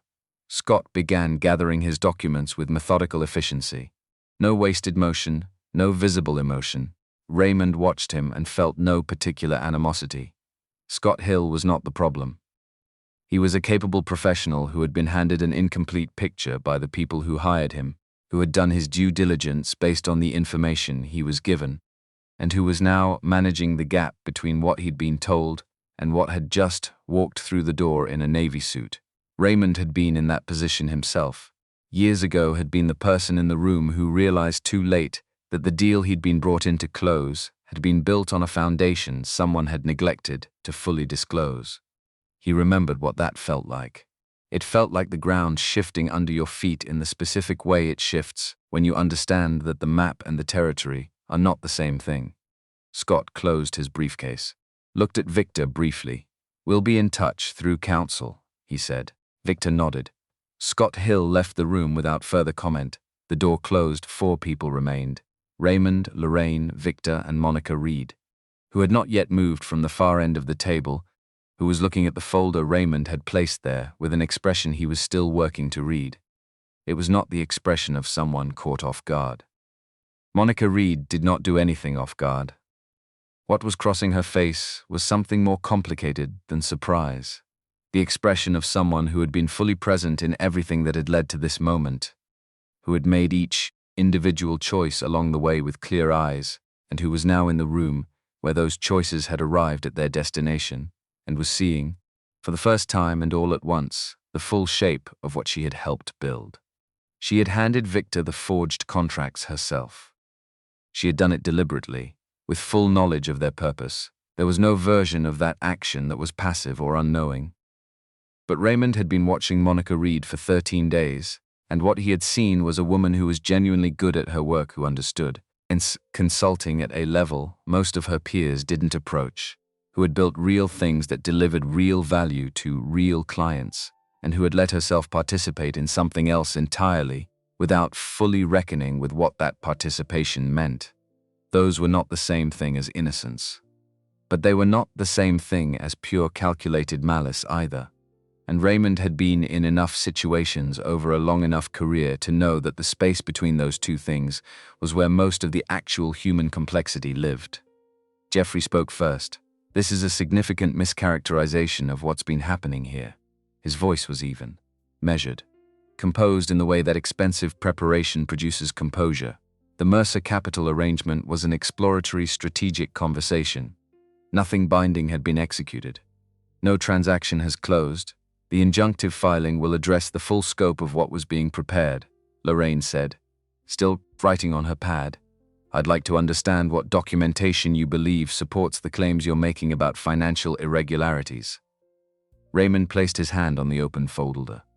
Looked at Jeffrey. "The second account," he said. "A Georgia-registered LLC called Meridian Advisory Services. Opened 18 months ago. No employees, no website, no operational function beyond maintaining a bank account. 63 transfers over 14 months from Apex's primary operating account, logged as vendor services and infrastructure consulting for vendors that don't exist. $2.3 million. He paused. The Patterson Group contract original quote removed from the system after the client signed at 40% above what they'd been quoted, with the deletion handled internally. The forged authorization documents delivered to Victor Bryant 2 days ago, which a forensic document examiner will confirm were not executed by his hand. He looked at Jeffrey steadily, and the acquisition framework advanced to near execution stage without disclosure to or consent from the majority shareholder of record. Jeffrey looked at the folder. His eyes moved across the pages with the speed of someone who understood immediately what they were looking at, not a man discovering information, but a man assessing how much of what he knew had been documented. And by whom? Those authorization documents were not forged, Jeffrey said. Raymond said nothing. Victor. Jeffrey shifted to his cousin, and his voice carried the particular weight of a man making a final attempt to reframe a narrative. You know those contracts came through the standard approval process. Victor looked at him. Calm, settled. I know my own signature, he said. I've been signing my name the same way my entire adult life. Those are not my signatures. A silence settled over the room. Jeffrey looked at Monica. Monica did not look back at him. She was looking at the folder, at the pages Raymond had laid out. Something was moving across her face that had been building for a while and had finally arrived at the surface, not regret exactly, because regret implies surprise. And Monica Reed was not someone who was surprised by consequences. It was closer to the expression of someone who had chosen not to look at something for long enough, that looking away had become a kind of habitual posture, and who was now, in this room, being confronted by what she had been not looking at. She had built real things here. Good things. Client work that was solid, analysis that was rigorous, frameworks that worked. She had done all of that alongside something else, and she had told herself Raymond was guessing now. But he was a good guesser that the something else was separate from the real work. That the two things didn't contaminate each other, that she could be the person who built the good things, and also the person who handed Victor a folder of forged documents on a Wednesday afternoon, and that these were compartmentalized facts rather than connected ones. This room was the moment when that compartmentalization failed. Monica, Jeffrey said. She didn't look at him, I think, Lorraine said, with the calm precision of someone who had been watching the room the whole time and knew exactly when to speak, that this is the appropriate point to end this meeting. Any further substantive conversation needs to happen through counsel. She looked at Jeffrey directly. Mr. Lewis, I'd strongly recommend you contact your attorney tonight. Jeffrey straightened, pulled his composure back to its full height, the practiced dignity of a man who had decided that this was not the last word and who was going to carry himself as though he believed it. This isn't over, he said. No, Raymond said. It isn't. There's a process now, and the process will take the time it takes. He looked at Jeffrey without heat, without triumph, with the plain directness of a man who has been doing a job and has finished the part he needed to finish. But the transaction is over. You already know that. Jeffrey held his gaze for one more second, long enough to let Raymond know he was choosing to leave, that this was a tactical withdrawal rather than a defeat, or at least that was the story Jeffrey was going to tell himself about it. Then he walked out. Monica stood, gathered her laptop, moved toward the door with the deliberate composure of a woman who was going to hold herself together for exactly as long as it took to leave this room. At the threshold, she stopped. She half-turned, not facing the room fully, just turning enough that her profile was visible, her eyes on some middle distance that wasn't any of them. The client work, she said. Everything I supervised during my time here. The Patterson Group engagement, the restructuring work, the strategic frameworks. Her voice was level, but slightly tighter than usual. That work was done right. It was real. The clients got what they paid for the real price they should have paid for. A pause. I want that documented somewhere. On the record, Raymond looked at her. It is, he said. She nodded once. A precise single movement. Then she walked out. The door clicked shut. Victor let out the breath he had apparently been holding since Raymond walked in. He leaned back in his chair and looked at the ceiling for a moment, at the clean white surface of it. The neutral geography of a ceiling that held nothing and required nothing. Lorraine quietly gathered her papers, closed her briefcase, stood. I'll file in the morning, she said. SEC field office and the Georgia AG simultaneously. We let the process do what it's built to do. She looked at both of them. Raymond. Victor. Get some rest tonight. She left them alone. The conference room held its quiet around them. Outside the floor-to-ceiling windows, Atlanta was moving into evening. The light had gone amber and low. 30 floors below, the city was doing its end-of-day migration, the ordinary movement of people going from where they'd been to where they were going. the continuous machinery of a place that had no idea what had just happened on its 12th floor. Raymond pulled out the chair that Jeffrey had vacated and sat down. First time he had sat in this room, in any room on this floor, in 4 years. It felt different than he had expected. Not triumphant, not flooded with relief. More like the particular feeling that arrives at the end of a long physical effort, when your body understands it can finally stop pushing. The specific quiet of a thing completed rather than a thing won. Victor was watching him. "You could have called me at the beginning," Victor said. "One phone call. Before the uniform, before any of it, I know. You didn't have to do this alone. I know that too." Raymond looked at the folder still open on the table, at the pages that Brian Thompson had found and documented and passed through a gap in a supply closet shelf. "But I needed to see it myself. Not through a report. Not through what someone else described to me about what they'd seen." He was quiet for a moment. "I stepped back from this place and I told myself it was the right thing. For 4 years I read the summaries and checked the numbers and told myself it was fine, that it was in good hands. It was in good hands," Victor said. For a while, and then it wasn't. And I didn't see it because I wasn't looking." Raymond looked at his cousin. "I needed to look. From the ground. The way it actually looks from the ground, when you're the person no one sees." Victor absorbed this. "Let it settle. And what did you see?" he said. Not rhetorically. A real question asked in the real voice of a man who genuinely wanted the answer. Raymond thought about it carefully. About 11 mornings. About the floors and hallways and break rooms and stairwells of a building he had built. "I saw a place that had forgotten what it was built on," he said. "And I saw what was still there underneath. That." He paused. "I saw Brian Thompson, who found something wrong in a spreadsheet and almost convinced himself to walk away from it and didn't. I saw Sandra at the front desk doing her job correctly every single morning, whether anyone senior was watching or not." He paused. "I saw Carolyn's desk being cleared on a Tuesday morning, and I thought about what 12 years of showing up means. What it costs to have it end that way."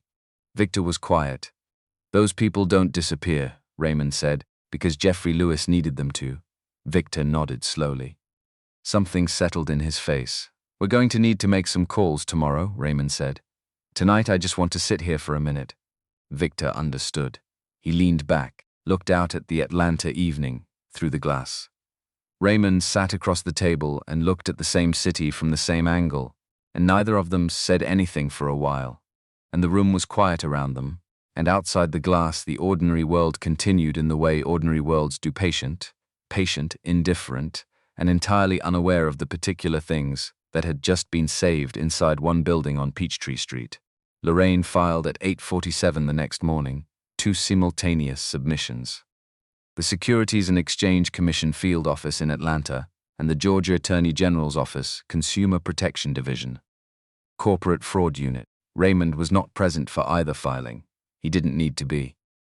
Lorraine had represented him in enough matters over 15 years that his presence at administrative filings was largely ceremonial. What mattered was the documentation, and the documentation was airtight. It was airtight because of Brian Thompson, the second account Meridian Advisory Services, LLC, registered in Fulton County 18 months prior, with no website, no listed employees, no operational purpose beyond its bank account, had received 63 separate transfers over 14 months. The transfers originated from Apex's primary operating account under line items, categorized as vendor services and infrastructure consulting. The vendors named in the line items did not exist as registered entities. The consulting described had never been delivered to any verifiable recipient. $2.3 million, 63 transactions. 14 months, it was not a sophisticated fraud. That was the thing Raymond kept returning to, turning it over in his mind during the long drive home the previous evening. It was not a complex scheme requiring specialized knowledge or elaborate construction. It was a simple one, a parallel account, fictitious vendors, routine transfers that blended into the noise of a company's operating expenses. What it required was not sophistication but confidence. The confidence of people who believed no one was looking closely enough to find it. Raymond had spent 11 days looking closely. Jeffrey Lewis was formally suspended from his position as CEO by the Apex Board of Directors 43 hours after the conference room meeting. The board convened an emergency session on Saturday morning, 3 members by phone, two in person in the conference room, where 24 hours earlier, Victor had been sitting with an unsigned folder in front of him. The suspension was without pay, pending the outcome of the regulatory investigation. Jeffrey's employment contract contained a clause that Raymond had insisted on, including when the contract was drafted, over the mild objection of the attorney, who had said it was probably unnecessary, given Jeffrey's qualifications and track record. The clause allowed for immediate suspension, without pay, in the event of a formal regulatory inquiry into the officer's conduct. Raymond had been in enough organizations to know that the value of a safeguard is invisible until the moment you need it. You put it in not because you expect to use it. You put it in because you understand that the moment of needing it and the moment of being able to implement it are not always the same moment. And the gap between them is where real damage happens. There was no gap this time. Monica Reed submitted her resignation the morning after the conference room meeting. She submitted it to Victor, as chairman, via a formal letter hand-delivered to his office by her own hand. Not through her assistant, not through email, not through the standard HR process. She brought it herself, placed it on Victor's desk, and left without sitting down. The letter was 2 paragraphs. The first paragraph formally resigned her position as Chief Strategy Officer, effective immediately, citing personal reasons in the standard language of someone who has made a decision and does not intend to discuss it further. The second paragraph was not standard resignation language. It read, "The client work conducted under my direct supervision during my tenure at Apex Advisory Group was executed with full professional integrity. The strategic analysis, frameworks, and deliverables produced for clients across all engagements represent legitimate consulting work performed to a professional standard. I am requesting that this be formally documented in the company's records." Victor showed Raymond the letter that afternoon, sitting in Victor's office with the door closed. Raymond read it twice. "Set it down. She's drawing a line," he said. "Between the client work and the financial manipulation," Victor said. "Yes." Raymond looked at the letter. She knew about the account. She knew about the fee structure on Patterson. She delivered the forged contracts to you herself. There's no reading of that action that makes it passive or uninformed. He paused, but the client work was real. I watched her run 3 presentations from outside the glass. She was genuinely good at what she did. Those 2 things were both true at the same time, and she built a wall between them in her own mind, and apparently believed the wall would hold. Does she get the documentation she's asking for? Raymond thought about it carefully. This was not a simple question, and he didn't want to give it a simple answer. The regulatory process determines what she's accountable for, he said. That's not mine to decide, and I wouldn't want it to be. But the client work was real, I can say that honestly, because I saw it. And documenting that fact doesn't compromise the legal process. He looked at the letter. She was good at the actual work. She made choices alongside that work that she's going to have to answer for. Both of those things can be true. Victor folded the letter. Put it in the file he had started for the regulatory matter. "What do you need to do today?" he said. "There are people I need to call," Raymond said. "And then there's something I need to do with the building." Brian Thompson was at his desk when Raymond came onto floor 7, not in the uniform, in the suit. Brian saw him through the glass partition of the open office as Raymond came around the corner from the elevator, saw him, and went still for a moment with the particular stillness of someone whose brain is processing 2 things simultaneously: the recognition of a familiar face and the radical revision of the context that face belongs in. Raymond came around to his desk, pulled up the chair from the empty workspace beside it. Sat down. Brian waited. "I want to give you the complete picture," Raymond said. "You've been working with partial information, and you deserve better than that." "I'm correcting it now," he told him everything. 15 minutes. Brian listened without interrupting, didn't pick up his pen, didn't open his legal pad, just listened with the focused attention of someone who understood they were being given something important and didn't want to miss any of it. When Raymond finished, Brian was quiet for a long moment. "You owned the company the whole time," he said. "Yes, and you were cleaning the floors. Every morning." 5:47, Brian looked at him with an expression that was trying to organize itself into something coherent and hadn't quite gotten there. "Why didn't you just?" He stopped, shook his head. "No. Wait. I think I understand. Tell me what you think you understand. Brian looked at the surface of his desk for a moment, thinking it through with the methodical care Raymond had been watching for 2 weeks. If you'd walked in as the owner when you first found the document, Jeffrey would have had time to respond, Brian said. He'd have restructured the narrative shareholder dispute, differing strategic visions. He'd have made it hard to get at the financial manipulation because the evidence was already thin, and he'd have moved fast to make it thinner. He paused. You needed to see the full pattern before he knew you were looking, and you needed documentation that didn't depend on your word alone. That's most of it, Raymond said. What's the rest? Raymond looked at him, at the yellow legal pad, at the desk where a resignation letter had been sitting 11 days ago. I built this place, he said. And when I got sick, I told myself that stepping back was the right thing, the mature thing, the correct leadership decision. I told myself the company was fine because I was reading reports that said it was fine, and reports don't show you what's actually happening in the break rooms and the hallways and the stairwells of an organization. Reports show you what people decide to put in reports. He paused. I needed to earn the right to walk back in. Not legally, I had that legally the whole time, but in the way that actually matters. Brian was quiet for a moment. By doing the work, Raymond agreed. They sat with that. What happens to me? Brian asked. Calm, you keep your job. Your documentation of the Meridian account will be referenced in the regulatory filings, your name as the analyst who identified and traced the anomaly. That goes on the record. Raymond looked at him steadily.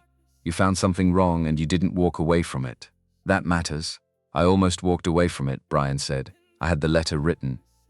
Almost isn't the same thing. Raymond looked at him. You almost left, but you didn't. You stayed, and you kept looking. And when a stranger in a uniform told you to trust him, you made a judgment call, and you made the right one. That's not a minor thing, Brian. In a building full of people who had learned to look away, you didn't look away. He stood. That's the whole thing, actually. Brian looked down at his legal pad. After a moment, he picked up his pen, uncapped it, held it over the page.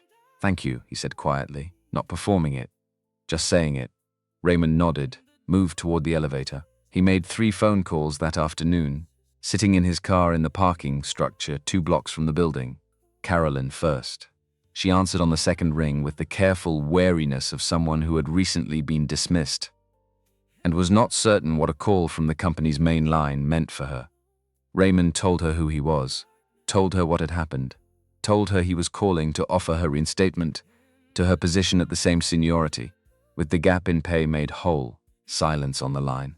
Long enough that he checked to make sure the call was still connected. Are you serious? She said.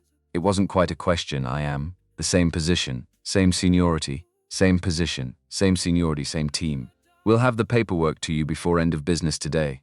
Another silence. Longer, Mr. Harris? Her voice had shifted into something less guarded and more real. I gave 12 years to that place. I knew every corner of that building. I knew who to call when the HVAC went out on a Thursday afternoon before a client presentation. I knew which vendors delivered on time and which ones needed to be followed up with. I knew where every file was and why it was there. Her voice tightened slightly, and they put my things in a cardboard box and walked me out, like I was. She stopped, gathered herself, like none of that mattered, like I was just furniture. Raymond understood that word with a completeness he hadn't possessed 2 weeks ago. You mattered, he said. You matter. That's exactly why I'm calling. He paused. What happened to you was wrong. I can't undo Tuesday morning, but I can make sure it doesn't stay that way. Carolyn took a breath, slow and deliberate. I'll come back, she said, but I need it in writing. You'll have it within the hour. He called Harold next. Victor's former executive assistant, Harold picked up on the first ring. When Raymond identified himself and explained the call, there was a short pause, and then Harold said, I wondered if someone would call. No bitterness in it. No performance. Just a man stating an observation. Raymond offered the same terms. Harold said yes before the sentence was finished. Davis from finance was the third call. Davis paused longer than the other 2 before answering.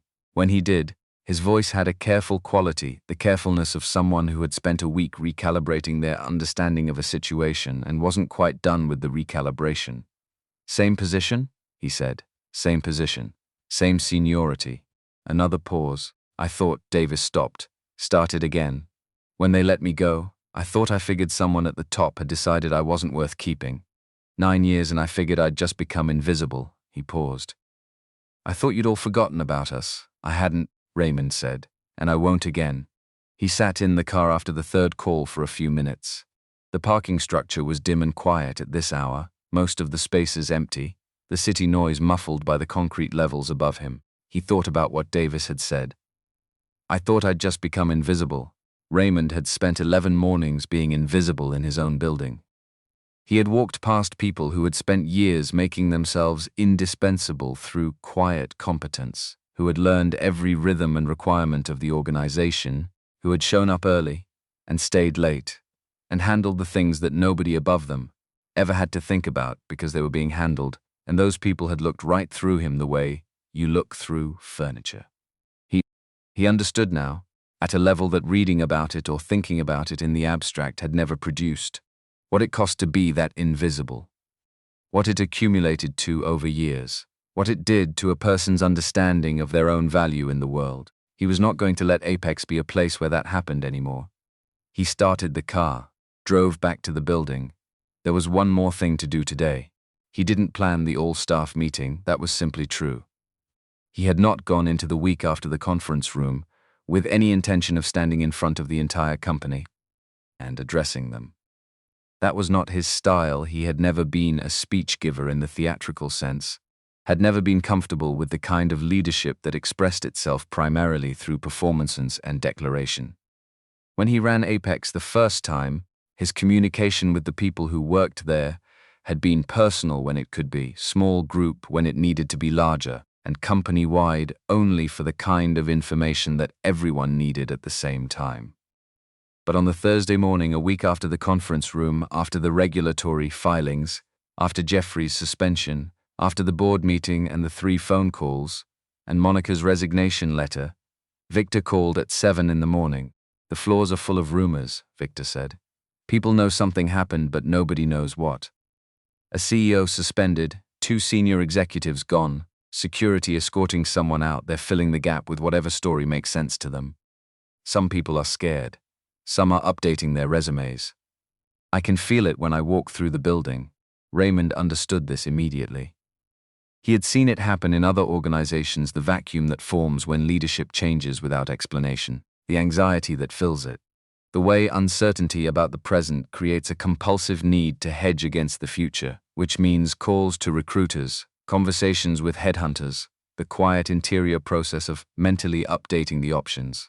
Apex had already lost 3 good people to choices that hadn't been its own.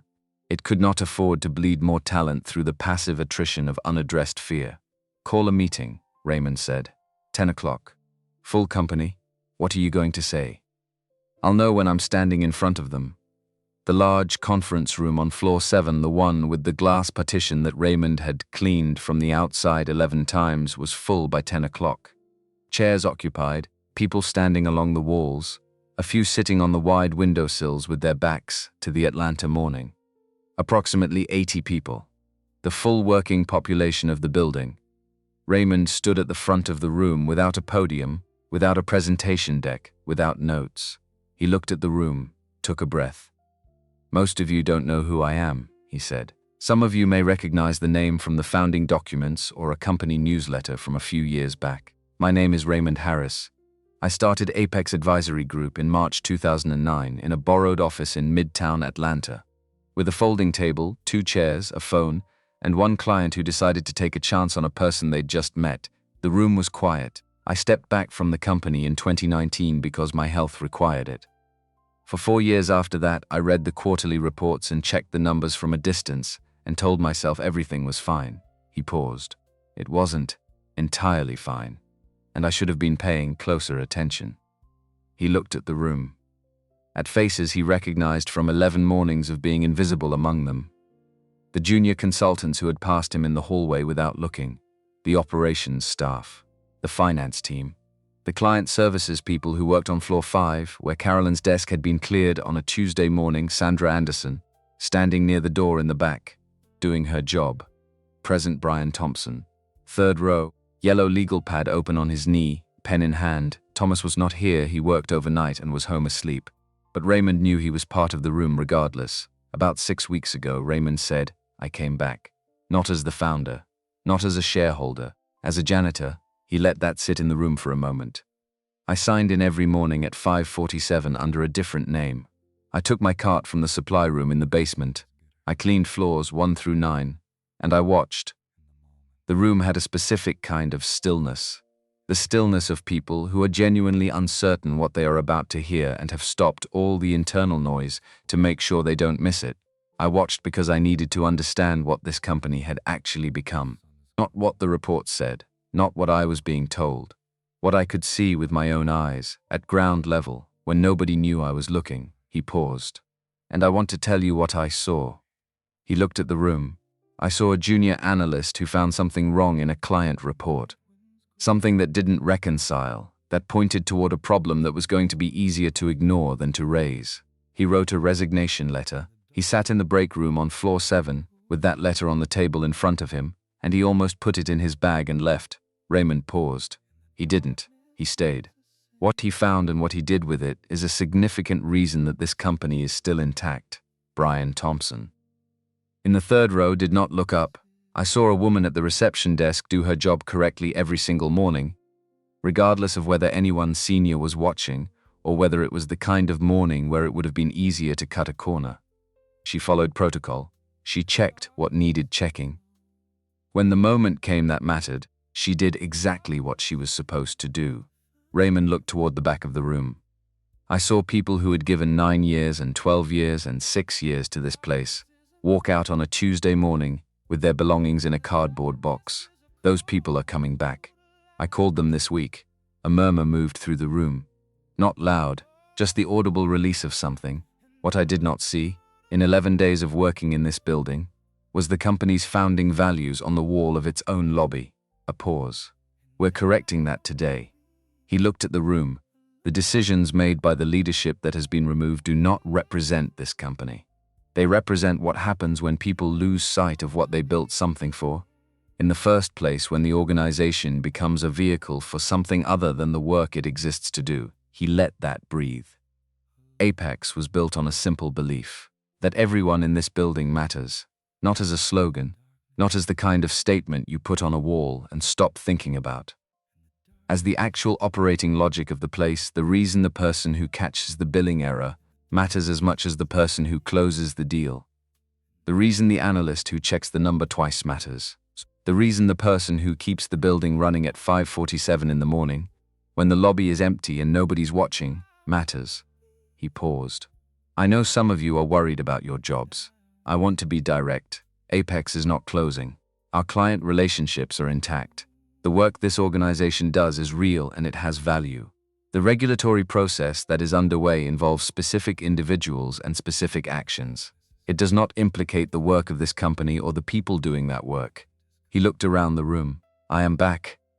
Not in the same way I was before I understand that things change and should change.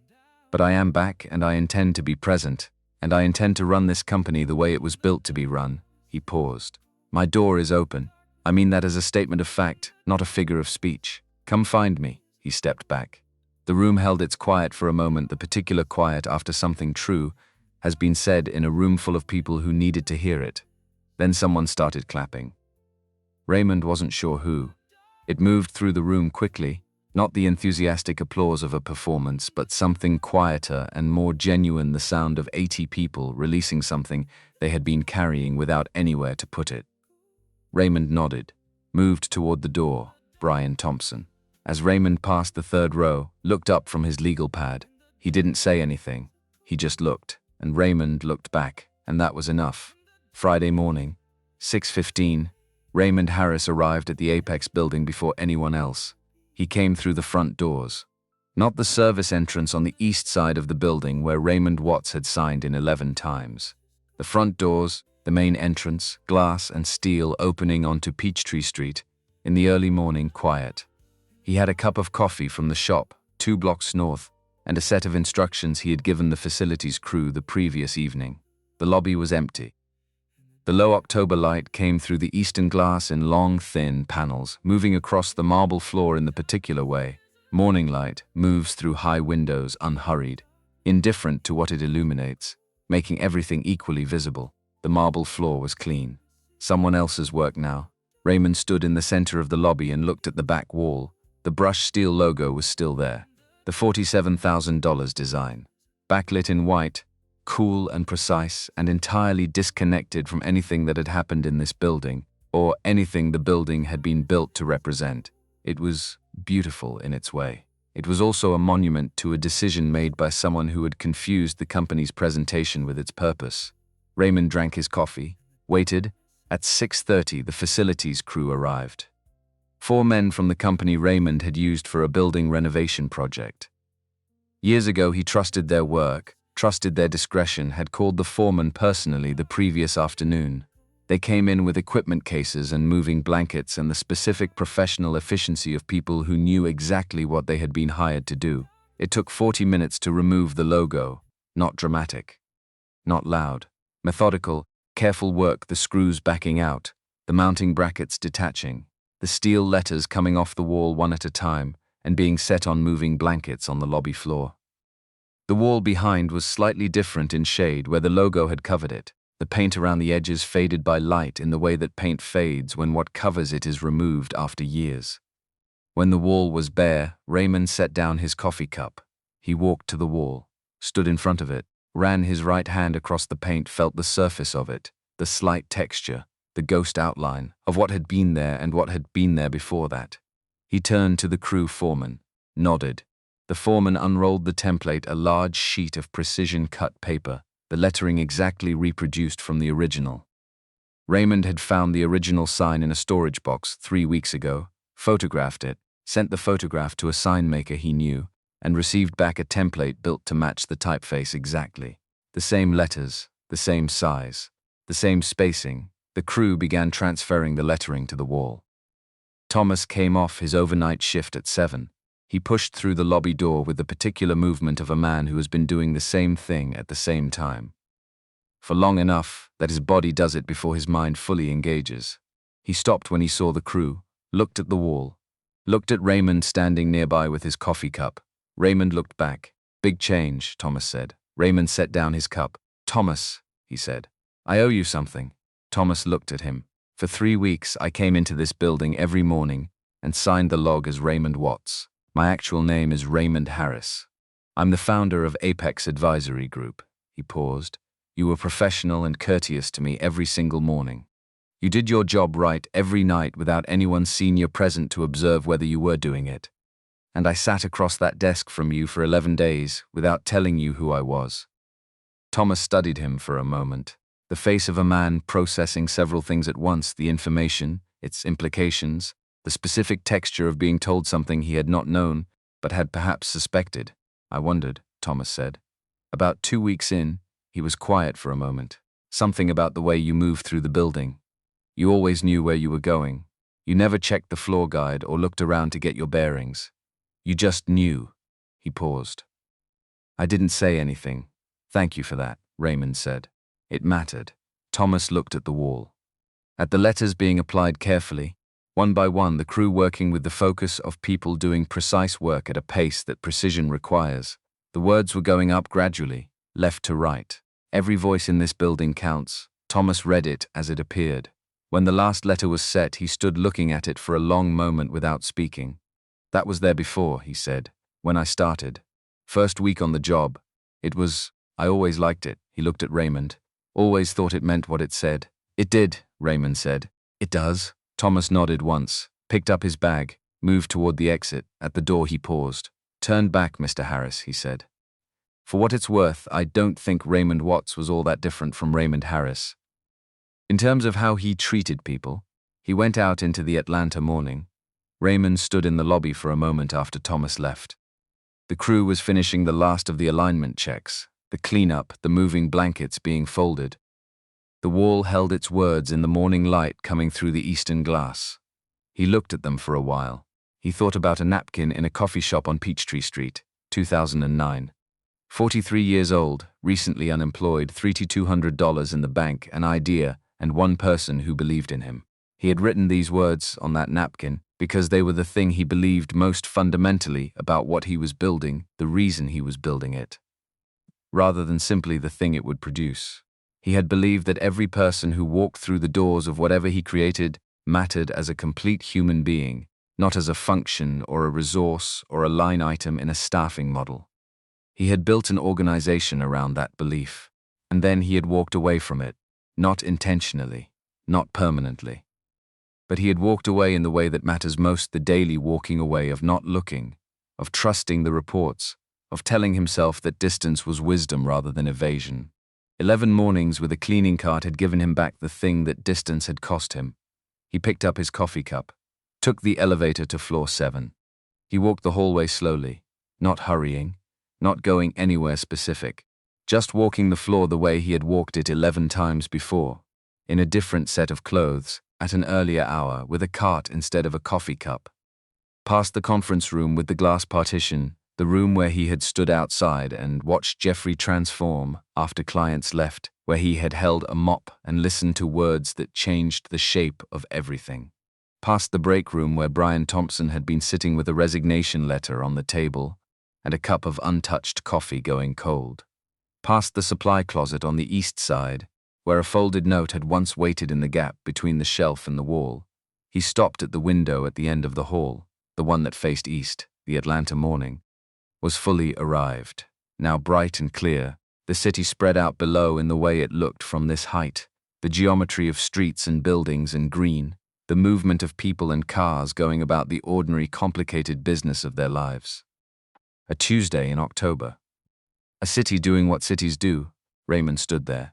He thought about Brian Thompson, who was probably at his desk right now, yellow legal pad open, working through some problem with the focused care that was simply how he worked, who had nearly left and hadn't, whose name was going to appear in a regulatory filing as the analyst who found what needed to be found. He thought about Sandra Anderson, who would be at the reception desk by 8, doing her job with the same professional completeness she brought to every shift, visible now in a way she hadn't been before, not because she had changed, but because Raymond was looking differently. He thought about Carolyn, who would be back on Monday, about Harold, who had said yes before Raymond finished the offer, about Davis, who had paused and then said, "I thought you'd forgotten about us." He hadn't forgotten. He had simply stopped looking. And the distance between those two things, between forgetting and not looking, was the distance he had spent 11 mornings crossing, one floor at a time, at 5:47 in the morning, with a cart and a mop and his eyes open.